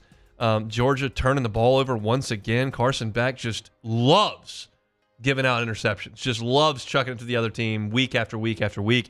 Kept Florida in this one, and they had a chance to win this game, and then DJ Lagway goes down with the injury, and you have to turn to your third-team quarterback. Graham Mertz lost for the year, and it looked bad for Lagway, who was carted off the field.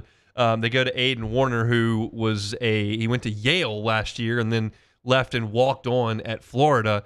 7 of 22 with an interception for Aiden Warner. They had no chance to move the football, really. They scored 1 touchdown with him in the game, but Georgia was able to continue to plug along. And Beck is productive. He threw for 309 yards, but it's just those 3 interceptions that let Florida hang around. And so it's very interesting, like, what Florida is going to feel about this season.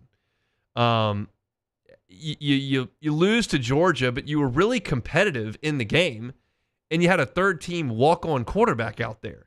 You were really competitive in Knoxville. Like, you didn't win the game, but you were really competitive in that game.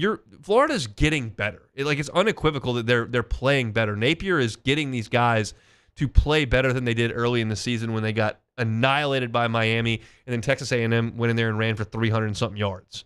Like, they're playing better.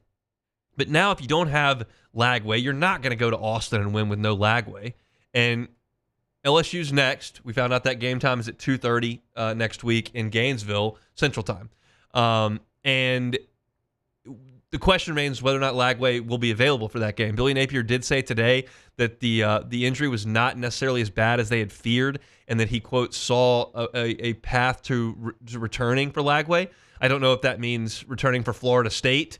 I don't know if that means returning for Texas. So what I'm seeing is that it's less significant, as you said, and also he hasn't been ruled out for Texas. I mean, I'm thinking there's probably no chance he plays against Texas, but if he hasn't been ruled out yet, I don't know if that's just some gamesmanship from Billy Napier. But if it's not as bad as they thought, there's a good chance maybe he can come back for LSU and maybe the last 2 games as well. I'll be candid. I don't need to see him. Well, that would be good. I'm good with Aiden Warner as I'm trying to make the playoffs here. So we'll see. But it's interesting what the Florida administration feels about Billy Napier, because it's evident that he's moving things in the right direction with this team. But is it fast enough? This is year 3, and you're going to probably finish under 500. Now, you've got a chance to beat Florida State. They're not very good, but your odds of beating Texas, LSU, and Ole Miss are not awesome. So I'm just curious. I think if he loses the rest of them, then you're going to have to make a move. But Florida State is going to be that's the one. If you beat Florida State, if you lose to Texas with your third string quarterback, I think that's a wash. Who cares? And then if you lose to LSU and Ole Miss, but say you're competitive in both games, and then you beat Florida State in Tallahassee, that would mean you were 5-7. What do you think? To me, it's almost. I mean, it's not a similar situation, but to me, it's kind of like Dennis Allen in a way. I mean, you have all these injuries.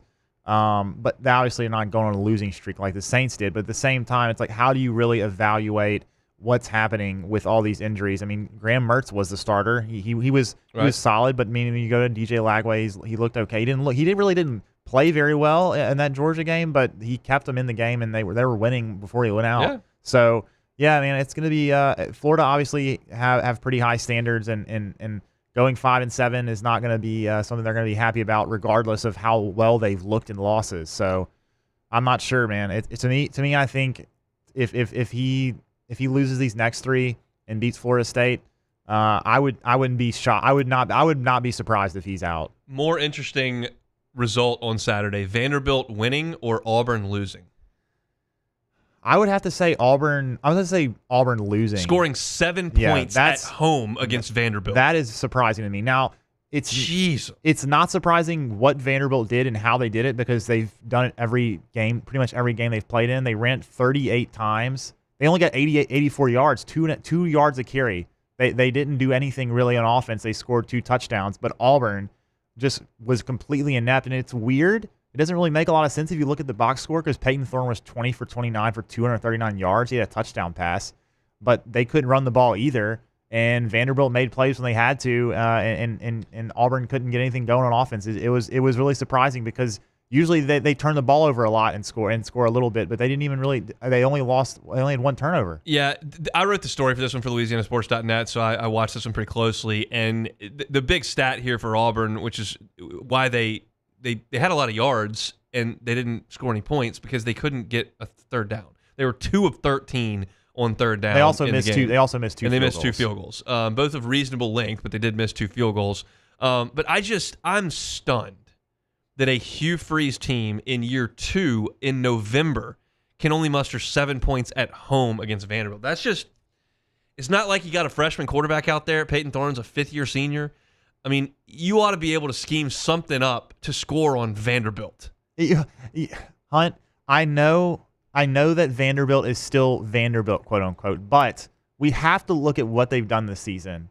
And albeit they gave up a lot against Alabama, but other than that, the last 4 weeks they haven't given up more. Yeah, I mean, Texas only scored 28. I got you. 27. 27. They gave so like the defense for Vanderbilt has been solid for the most part this year. But yeah, it still doesn't make much sense to me as to why Auburn can't score more than a touchdown at home. He's been a great offensive coach everywhere. Yeah. They scored a bunch of points at Ole Miss. He went to Liberty and had Malik Willis and scored a bunch of points. And I just assumed, like, year one, you got the transfer portal, a lot of guys leave, and maybe you just don't quite have the dudes in year one. But in year two, you ought to be humming. And they're terrible. I mean, they are just terrible on offense. They're not a ton better on defense, but Auburn loses that game. I'm looking at Auburn's schedule right now. They're currently 3-6 and 1-5 in league play. They're going to beat ULM, but I don't love their chances to beat A&M in Auburn or go to Tuscaloosa and win. So if that does hold, you're talking about going 4-8 and 1-7 in year two. 1-7 in the league. 1-7 in the league. That's hard for me to fathom. And their schedule, it is tough, but you lost a home game to Arkansas. You lost a home game to Vanderbilt. You lost a home game to Cal. Oklahoma. And Oklahoma's terrible. Those are all home games that you're not able to win. Yeah. That's just, you feel like if you're Auburn, like you've gotten out of the Saban misery spiral, and you're putting your worst team out there in 2 decades. And by the way, Cal is 0-4 in the league. They've lost a lot of less than one score game. Like they lost by 1, 2, 3. They've had a lot of close games, but Cal is also winless in the ACC. So that loss does not look good either. On your home field. Home field. Not good. Vanderbilt continues to just be rock solid. They've got a quarterback who does what he does, and then the other 21 guys who are on the field are just solid. They're not great. I don't see a bunch of highlight plays from Vanderbilt. They're statistically not going to blow you away, but the quarterback's exciting. He makes weird plays, and everybody else on the team just kind of does what they're supposed to do. It's a recipe that has worked remarkably. Vanderbilt. What if I said this? Vanderbilt's the most consistent team in the SEC. They're the same. They're the same every week. Yeah, I would pretty much agree with you. Pretty much just run the ball. Pavia runs around a little bit, throws it. They play some solid defense, and they're in a close game. Yep. Every week it's the same. Like Ole Miss has been schizophrenic. LSU's been schizophrenic. Georgia turns the ball over too much. Never know what you're going to get out of Alabama.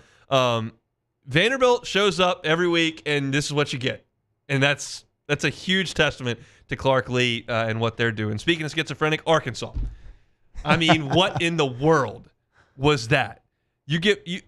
Jackson Dart sets a yardage record that was held by Archie Manning. It's 52 years old, and then they just forgot for 4 hours that Jordan Watkins was on the Ole Miss team. 5 touchdown catches. What I could not believe was that after he had 4 touchdowns, Jackson Dart drops back and throws the deep ball, and there's Jordan Watkins just running by himself through the middle of the field with no Arkansas guy. The guy's got 4 touchdowns. Can we send somebody over his head? Maybe put some cloud coverage over there? Maybe send somebody in his general direction? He's got 4 scores. Just running free. 254 yards and 5 touchdown catches for Jordan Watkins. They didn't need Trey Harris. They scored 63 points without him. It wasn't even that bad a day for the Arkansas offense. They had to go to a backup quarterback as Taylor Green was banged up, but they threw for 365 yards and ran it for 121. If I had told Sam Pittman when he woke up on Saturday, Sam, you're going to throw for 365 with no interceptions and a touchdown, and you're going to run the ball for 127 yards and 3 scores, he'd have gone, this is going to be a great day on the hill. I'm going to get me one of them cold beers. Well, you might need a cold beer, but you gave up 63. And right before the LSU game, because they were coming off the Tennessee game, Arkansas fans were lauding their defensive coordinator as the greatest thing that had ever happened to the program. Now they're giving up 63 points just 3 weeks later. That's life in the SEC, I guess. The Hogs fall to 3-3 in league play. If any Razorbacks fans maybe want a silver lining here, they've won and lost the last 6 games. 1, 2, 3, 4, 5, 6. Auburn won, lost A&M, beat Tennessee, lost LSU, beat Mississippi State, lost Ole Miss. So they're due for a win against Texas this week on the Hill. So I don't think so. I mean, let's see what happens. I don't think so, but we'll see. That's going to be it's a week-to-week league. If there's anything we've learned so far through this SEC season, you just really can't predict what's going to happen because every week something crazy happens. Tennessee keeps rolling. They beat Kentucky 28-18. Wildcats fall to 1-6 in league play. Nico had a good game, threw for 292, and of course they run the ball a ton. They ran it 44 times. Dylan Sampson, who's a Baton Rouge product, I believe, or a Louisiana product. Yeah, Baton Rouge product. Yeah, Baton Rouge. Yeah. He goes for 142 on 5 yards a carry for Tennessee. They love to run the football, and the Vols right now looking like a team that very much is right there in the mix to make the playoff. They've got Mississippi State coming up this week at home. They'll handle them with ease. They're at Georgia, which is going to be the one, and then you've got UTEP, and then at Vanderbilt, which I guess could be technically a little bit little interesting. But I like Tennessee's chances. I'll say that. So we'll see. We come back. Let's set the stage for LSU and Alabama for the week. We'll do that when we come back. The Hunt Palmer Show. Highland Insurance Group. Jonathan Carbo and his team, fantastic to work with. They can handle your property and casualty insurance. They can also handle your group and employee benefits.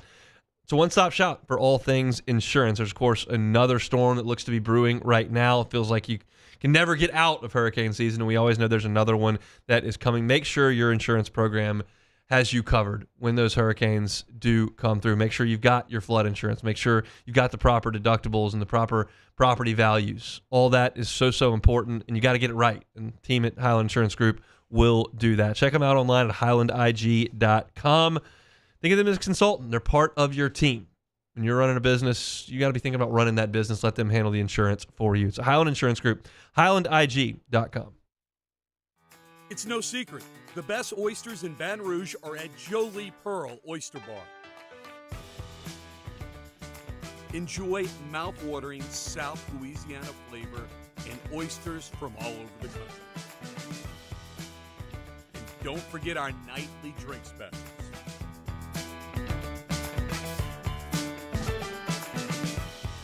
Jolie Pearl Oyster Bar, located in downtown Baton Rouge.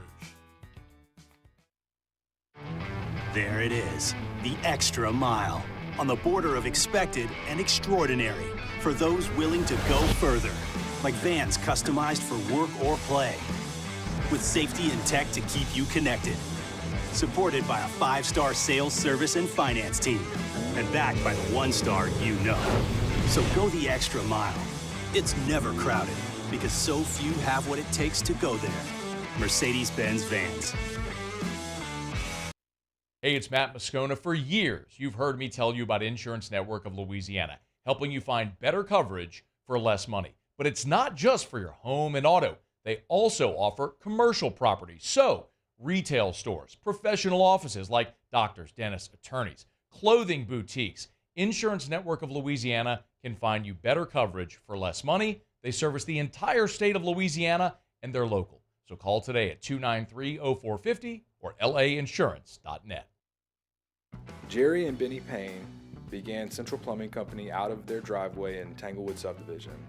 50 years later and 4 generations down the road, we continue to serve Baton Rouge and the surrounding areas for all of their plumbing needs. Residential, commercial, industrial, or hospitality, Central Plumbing is here 24/7, 365. We want to thank our customers, family, and friends for 50 years of success. And looking forward to 50 more. I've been doing business with Luba for 25 years. They're dependable, trustworthy. It's just the attention to detail with our clients. Our folks have years and years of experience. They're highly trained professionals, but many companies have that asset. What I'd like to think makes Luba a bit different is that we use those talents in a way that truly is dedicated to serving the needs of the folks who depend on us.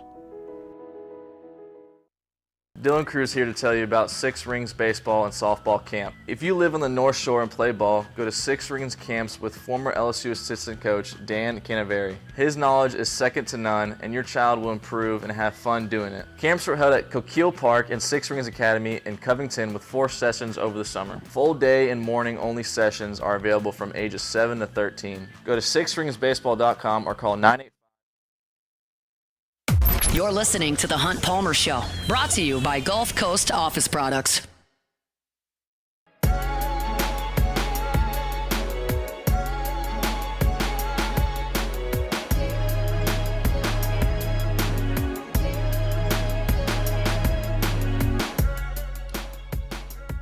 Big news of the day, Dennis Allen fired as the head coach of the New Orleans Saints. Full coverage at LouisianaSports.net. We opened the show talking about that and where the Saints go from here. If you missed it, you can catch it on demand. 1045ESPN.com's on demand tab. Apple Podcast, Spotify, Google, of course, on YouTube as well. Hunt on Saints. All of our Saints content is right there each and every day. Big one inside Tiger Stadium on Saturday night. Saturday night for right now. LSU and Alabama set to battle in prime time. And it's a different feel this year. Y'all are well aware of the history between these two teams over the last 20 years. Everybody, of course, remembers the 2011 game in Tuscaloosa that was the game of the century, two undefeated teams, number 1 and number 2 in the nation. Everybody remembers the game the next year, which was a revenge spot for LSU from the national championship game. And that had huge SEC West implications as well. If LSU would have closed out that game, they have a chance to win the SEC West. Leonard Fournette was running wild in 2015, had LSU undefeated when they got to Tuscaloosa, and that game had a ton of implications. That was the game in the SEC West for the last 15 years. The Iron Bowl had certainly its highlights, but LSU and Alabama were oftentimes battling to get to Atlanta. And that probably wouldn't be the case this year. Bama has 2 losses in league play already, and LSU, of course, has 1 out of conference and 1 in league play. And generally speaking, if you have 2 losses in October, your chances to win a national championship would be toast. But that's, of course, not the case now. And I'm not here to tell you that I think Alabama and LSU are significant national championship threats today. But I think they have an opportunity to compete on that level. And they get that chance because of the new playoff. And everyone that was a detractor of the expansion of the playoff said these games that we've loved so much, these games that like the ones that I was just laying out, the games like the Iron Bowl, they were huge because losing was that impactful. And if you take that impact away by allowing more teams with more losses into the playoffs, you're lessening the significance of these games. And I just vehemently disagree with that assertion. Like, you look at this game, these 2 teams would be eliminated from championship contention in years gone by. They're right in the thick of it right now. It, in fact, has enhanced this game that you've created that situation. And that's what we're going to see on Saturday. We're going to look at 2 programs that aren't quite where they want to be, but one will take a big step in that direction Saturday, and the other one, their goals are done. And this is a product of this new system that I think is awesome.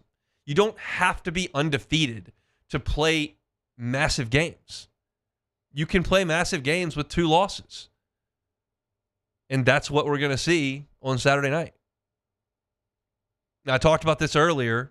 I made a phone call earlier today up to LSU to check in on contingency plans for the weather that could be coming this weekend. And I said this, if you're a 2-hour listener, I apologize. I'm rehashing something I did in the first hour, but most people have turned over in the course of an hour. I checked on what the contingency plans would be for this tropical storm / hurricane that could be brewing down there south of Jamaica. Right now, no plans have been made at LSU. They are aware of it.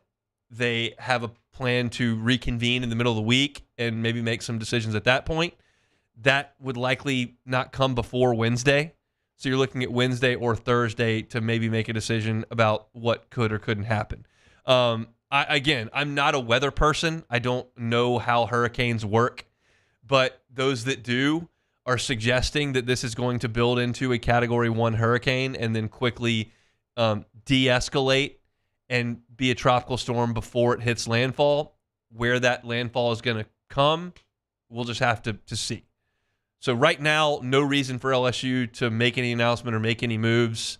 I got a text earlier today that said, are they going to move it to Tuscaloosa? It's like, I don't think so. I don't think that's going to happen right now. But they're just going to kind of look around and see what happens. Of course, College Game Day is set to come to LSU on Saturday. You're going to have the massive primetime TV slot. You want it to be one of those awesome days on campus with fantastic weather. We don't know. We can't tell just how this hurricane's going to develop and where it's going to go. But right now, everything is still on the table, and they're planning to move forward with this game as scheduled with a 6:30 kickoff inside Tiger Stadium. I can't wait to start breaking down the ins and outs of this game. I've got one piece up at LouisianaSports.net right now detailing the game that goes just purely into the numbers from an Alabama perspective. And some of the defensive numbers are a little jarring because they're ranked 10th, 11th, 12th, 14th in the league, in a 16-team league, in some of these defensive metrics. And that's just not what we're used to seeing from Alabama, especially with Nick Saban at the helm. They've scored a lot of points. They've won a lot of games.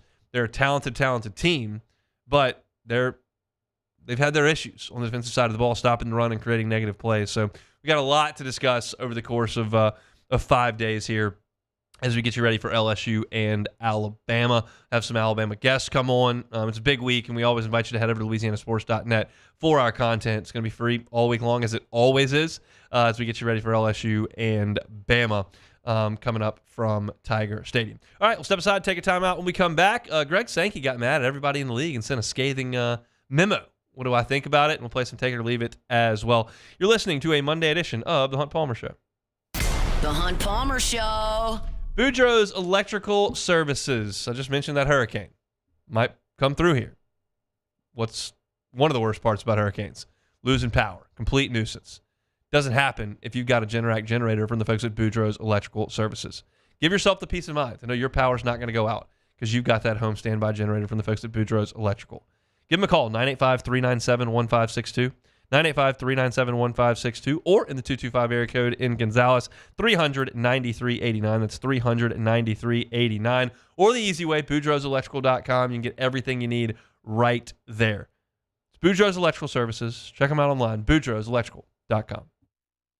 At Atmos Energy, our smart choice solutions help customers save energy and emissions with rebates up to $500 off high-efficiency natural gas appliances, smart thermostats, and weatherization upgrades. Together, we're fueling our energy future.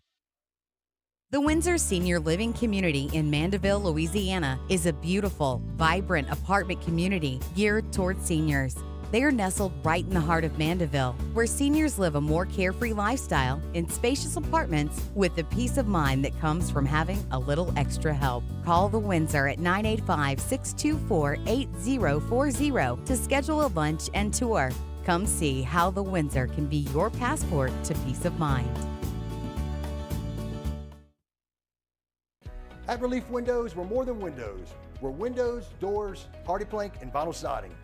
But our number one product is always customer satisfaction. Visit us online at reliefwindows.com. Oh, by the way, we do shutters too.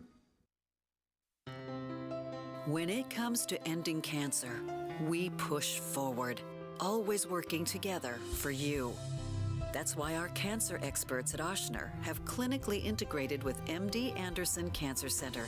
This means advanced cancer care, including access to life-saving clinical trials and integrating care to treat the whole you. Introducing Ochsner MD Anderson Cancer Center. Long live you. Gulf Coast Office Products is a nationally recognized Savin office equipment dealer based right here in Louisiana. Over 100 employees strong, Gulf Coast has the boots on the ground to support all vertical markets, from education, engineering, legal, and finance. With the latest in office technology, from desktop to production segment units, Gulf Coast and Savin have the perfect fit for you. Call 225-756-2644. That's 756-2644 for Gulf Coast Office Products. The only thing scary about the deals at Bayou Ford is if you miss out on them, like $15,000 off F-150. Bayou Ford has $15,000 off Ford F-150. All new Bayou Ford vehicles come with a complimentary 7-year powertrain warranty. The crew at Bayou Ford is going to do right by you. Breck teamed up to reimagine your parks, and you imagined big. With your help, we went to work, creating 12 beautiful community parks across the parish. A family-sized water park, miles and miles of trails, and parks just for your dogs. There are more places to splash, to explore, to run wild, and even soar. You imagined, we delivered. Gold. Breck, your #1 park system in the nation. Electricity is all around us, and our families depend on it. Every day is sparked by the power of a cold drink or a warm. This is the Hunt Palmer Show, brought to you by Gulf Coast Office Products.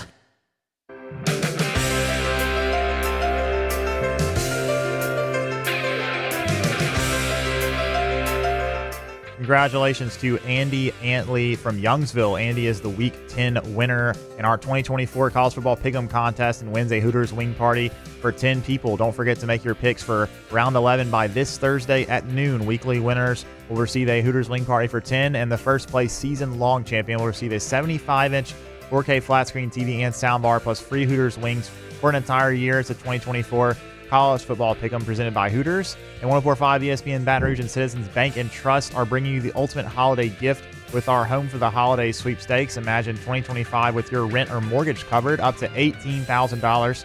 We're here to make your holidays a whole lot brighter. Just sign up at 1045ESPN.com and you could be living stress-free next year. The winner will be notified on December 20th. All right, closing up shop here. Monday edition of Hunt Palmer Show presented by Gulf Coast Office Products. GCOPnet.com is the website. All your printing, scanning, copying needs, Gulf Coast Office Products has you covered. They got a ton of resources all over the state, certainly here in Baton Rouge. Over $1 million of inventory ready to roll here. We've also got phenomenal customer service. Your rep, if it's Trey or one of the other great reps there at Gulf Coast Office Products, always available to help you and make sure that you're up and running with your printers, scanners, and copiers. Gulf Coast Office Products, GCOPnet.com. Beck, did you see the memo that Greg Sankey sent out this weekend? Yes, I did, actually. The last line I thought was very interesting. Play football and stop the feigned injury nonsense. Yeah. He's not happy about it. Nope. The memo that he sent out talked about, basically, I'm paraphrasing in a big way here, but it's like, look, I know that it's hard to tell if somebody's hurt or not, but we're just going to watch. And if we see guys that are going down and it looks like you're faking, we're going to punish you. Says the first feigned injury is going to the head coach is going to get a public reprimand and a financial penalty of $50,000. Second feigned injury, the head coach is going to get a public reprimand, financial penalty of $100,000. And the third and then the subsequent feigned injury findings, the head coach will receive a public reprimand. The team's third finding of a feigned injury will result in suspension of the head coach for the team's next contest. So if Lane Kiffin wants to keep coaching in these games, his guys are going to have to stop falling down. I think that this happens other places besides Ole Miss, but my goodness, have they been the chief offender here. And Greg Sankey, to his credit, stepped in and said, we're going to stop it. I'm curious, do you think we'll ever see this happen? I don't think so, honestly. I think this was a show me. Yeah, I think this was something Greg Sankey trying to just put this out there and hopefully maybe scare some teams into saying, okay, maybe we should stop doing this, or if we're going to keep doing it, maybe just do better acting jobs as opposed to Ole Miss was really bad attempts of making it even look remotely close to being a real injury. So we'll see. What I would really like is if I could go to Oxford and be a fly on the wall, and hear what the communication is between the coaches and the players. Because does it sound like, hey guys, all right, we got to stop faking injuries. I know we've been doing that every single week, 4 or 5 times. We have to stop now, or else they're going to fine me $50K. Yeah. And then if you got a player that's ticked off at the coach, maybe he goes down and costs the coach $50K there. That's true. In this era of transfer portal, before you leave, go ahead and get the coach dinged in the wallet. We'll see. I have a hard time believing this is ever going to be enforced. Yeah, I do too. We'll just have to see. I'm curious to look and see if they see anything that warrants this. I'm just not optimistic that you're going to be able to enforce something that seems to be so up to interpretation. Right. I guess I should say. All right, let's play Take It or Leave It. All right, first one here. Zion Williamson and Jordan Hawkins are listed as questionable tonight for the Pelicans game against the Trailblazers at the Blender. The Pels will always be hurt. Take it or leave it. I'll take it. Everybody's hurt. Yep, except for Brandon Ingram. He's the only one. B.I.'s doing well. You got. But I mean, we all know his history, so he's due at some point too. Trey Murphy down. Jonte Murray down. Jonte Murray down. C.J. McCollum down. I mentioned we were doing a guest picker. I did a guest picker thing this morning for LouisianaSports.net, and I mentioned Herb Jones. What about that? Oh yeah, that'd be great. Bama ties there. SEC Player of the Year. He's hurt, not playing. You might as well zip down I-10. Yeah, he just isn't. He's just not an LSU guy, He's not. He's gonna pick Bama. I put some of those up. I put Paul Skeens and Libby Dunn in my story. Probably Kim Mulkey. I did not do Kim Mulkey. I put Jordan Davis. Yeah. Country superstar, former youth baseball teammate of mine. Shreveport Gators, shout out. But he's a star. He could do it. He did for halftime of the Saints game in the opener against the Panthers. Who else did I put on that list as somebody that could potentially do it? Jim Cantori. Oh yeah. How about that? That would be pretty funny. Considering he's got TV experience. Considering the circumstances as well, maybe he'll already be in town for this weekend. But you know who the answer's got to be? No. Joe Burrow. The Bengals have a bye. Get this man to BR. I have a hard time believing the NFL guy is going to come into a hurricane on his bye week. Probably not. But I can wish. I can dream. Of course, we can all dream.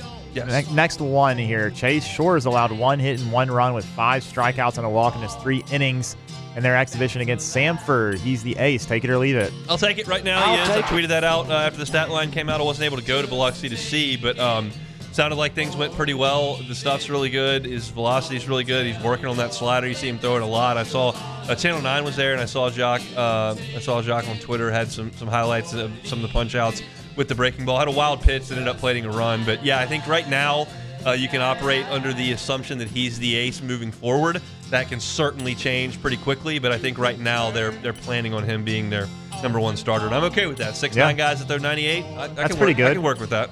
All right, last one here. Dak Prescott is expected to miss multiple weeks with a hamstring injury. Man, it's starting to look really eerily similar to what happened to the New Orleans Saints. The Cowboys are just lost their 3rd in a row. Yep. The Cowboys are about to take the Saints route. Take it or leave it. I'll leave it. They're in a little bit different situations there. I did think it was interesting that Taylor said on their show last week, before Allen got fired, obviously, he's like, Dennis Allen gets less hot seat talk than Mike McCarthy, and Mike McCarthy has gone 12-5 3 years in a row, and that's the expectation in Dallas. Like he might be on his way out after 3 straight 12-5s. Dennis Allen's trying to sniff 500. Yeah, and they're not even talking about it. But as we know, that did happen. Yeah, and also it's the Cowboys, so Jerry Jones, you never know what he's going to do. And let's just look at the schedule. They lost 3 in a row with the Falcons loss. They've got to play the Eagles at home. They've got to play the Texans at home. And then they've got to go to Washington, play the Commanders. And then the 7th one is at home against the New York Giants. And but look at this. It's similar to me because the Saints, their 7th loss was to the Panthers, who is a division team, a rival. The Giants are obviously a division rival for the Giants, or for the Cowboys. And and everyone would think, okay, they're going to be the Giants. The Giants stink. Well, what if they lose that one? Then what? I think he'll be fine. There you go. If they lose all of them. So yeah, that's not a lot of NFL coaches withstand 7-game skids. Yeah, and you lose 7 straight, that's probably going to be it. Yeah, and Dak Prescott probably out at least the next 3 weeks, most likely 4 weeks with everyone. Is it Cooper Rush season? Cooper Rush. It's time for Cooper Rush. Yes. Cooper Rush season. So let's see what happens. All right, that's it for Take It or Leave It here on this Monday edition of the Hunt Palmer Show. The news of the day, obviously, Dennis Allen has been fired as the head coach of the New Orleans Saints. There are layers to that. I talked about it at the top of my show. You can also check out on Twitter the reel and then the full form of what I had to say for the first 10 minutes of the show today. And basically, the genesis of it was like, hey, you've got to tear this whole thing down. And maybe, just maybe, the Saints needed the shock, the jolt of losing to the worst franchise in the sport to look at themselves in the mirror and go, okay, we've certainly got to make a change here. And they did. And that's step number 1. The trade deadline is 24 hours away. The Saints need to be active in that window. They need to get rid of Marshawn Lattimore. They absolutely need to get rid of Chase Young. They need to recoup any assets they possibly can at this point because they're going to have to go heavy into the draft. They don't have the money to go into free agency and fix this. They're $60+ million over the salary cap for next year already. You're going to have to do a bunch of restructures, try to save some cash one way or another, but you've got to draft well or else you're toast. And that's got to be a huge focus for this team moving forward. So try to sell what you can, get the assets that you can. This season's sold down the river. You've just got to make a change. And they've started there. My fear, though, and I talked about this at the top of the show as well, is that this job, because the executives have not done a good job recently, the salary cap's in terrible shape, the quarterback's not one that a lot of folks are going to trust routinely. It's just not a super desirable spot. But as I mentioned, there are only 32 of these. Somebody's going to take a swing at it. Like Clint Kubiak knew he was walking into a tough spot. And turns out it was really tough. But there's only 32 offensive coordinator spots, and one got offered to him, so he took it. That's what I think, have to hope for when you're talking about a head coach coming in, kind of in the situation Sean Payton was in, and all of a sudden it went to gold. That feels like a long, long way away, but we'll see, and we'll certainly keep you posted on all that as we learn more. You can check out all our stories on the firing, Ross's opinion column on what's next, some thoughts on potential candidates for the Saints to hire. All that is at louisianasports.net, so go ahead and check all of that out. First 30 minutes of the show were spent on the Saints and Dennis Allen. Then we got to some Brian Kelly thoughts from LSU's press conference, especially Garrett Dellinger being out and Paul Mabenga being plugged in at that point. So if you want to hear some LSU, you can check it out on YouTube at Hunt on LSU, or go back wherever you listen to podcasts and hear it at 1:30. Michael Thomas continues to tweet and continues to tweet and continues to tweet. I gave my thoughts on those tirades at the end of hour number 1. 1-5 week against the spread in the SEC. That is putrid by me. Now I'm only 2 games above 500. That is trouble. We'll have to rebound from that coming up on Friday. All right, that's it for us. Matt's going to drive you home on After Further Review. I'm sure he'll have plenty to say about Dennis Allen and the New Orleans Saints. Come back tomorrow, talk lots of LSU-Bama as well as Saints reaction. Have a great Monday. It's the Hunt Palmer Show. The Hunt Palmer Show. Make LeBear's Baton Rouge game day headquarters this season. They've got the biggest screens around, and now you can bet and dine at ESPN Bet in person. Fantastic place to watch games. They've got these individual seats with these nice tables that pull in front of you. Got a wait staff that'll come get you something to eat or drink. The screens are massive. They got games everywhere. You can get up. You can wager a little bit. They've got drink specials. They got a blackjack table in there. The sportsbook is the place to be over there at LeBear's. Go check out ESPN Bet and sign up today for the Cover 5 SEC contest. I was terrible, as you might imagine, over the weekend. Dropped back to middle of the pack. Got to make a push late. Maybe you're a little late to jump in on the season-long standings, but you got plenty of time to jump in and do it for your weekly prizes. If you're not a member, get the Pin Play app today. LeBear's Baton Rouge is your live sports headquarters. Must be 21 years or older. If you have a gambling problem, call 1-800-589-9966 for help. Bayou Chrysler Dodge Jeep Ram can get you in a new 2024 Ram 1500 truck for only $32,898. $32,898 for a new Ram 1500 truck. All new Bayou Automotive vehicles come with a complimentary 7-year powertrain warranty. The crew at Bayou Automotive is going to do right by you. Breck teamed up to reimagine your parks, and you imagined big. With your help, we went to work, creating 12 beautiful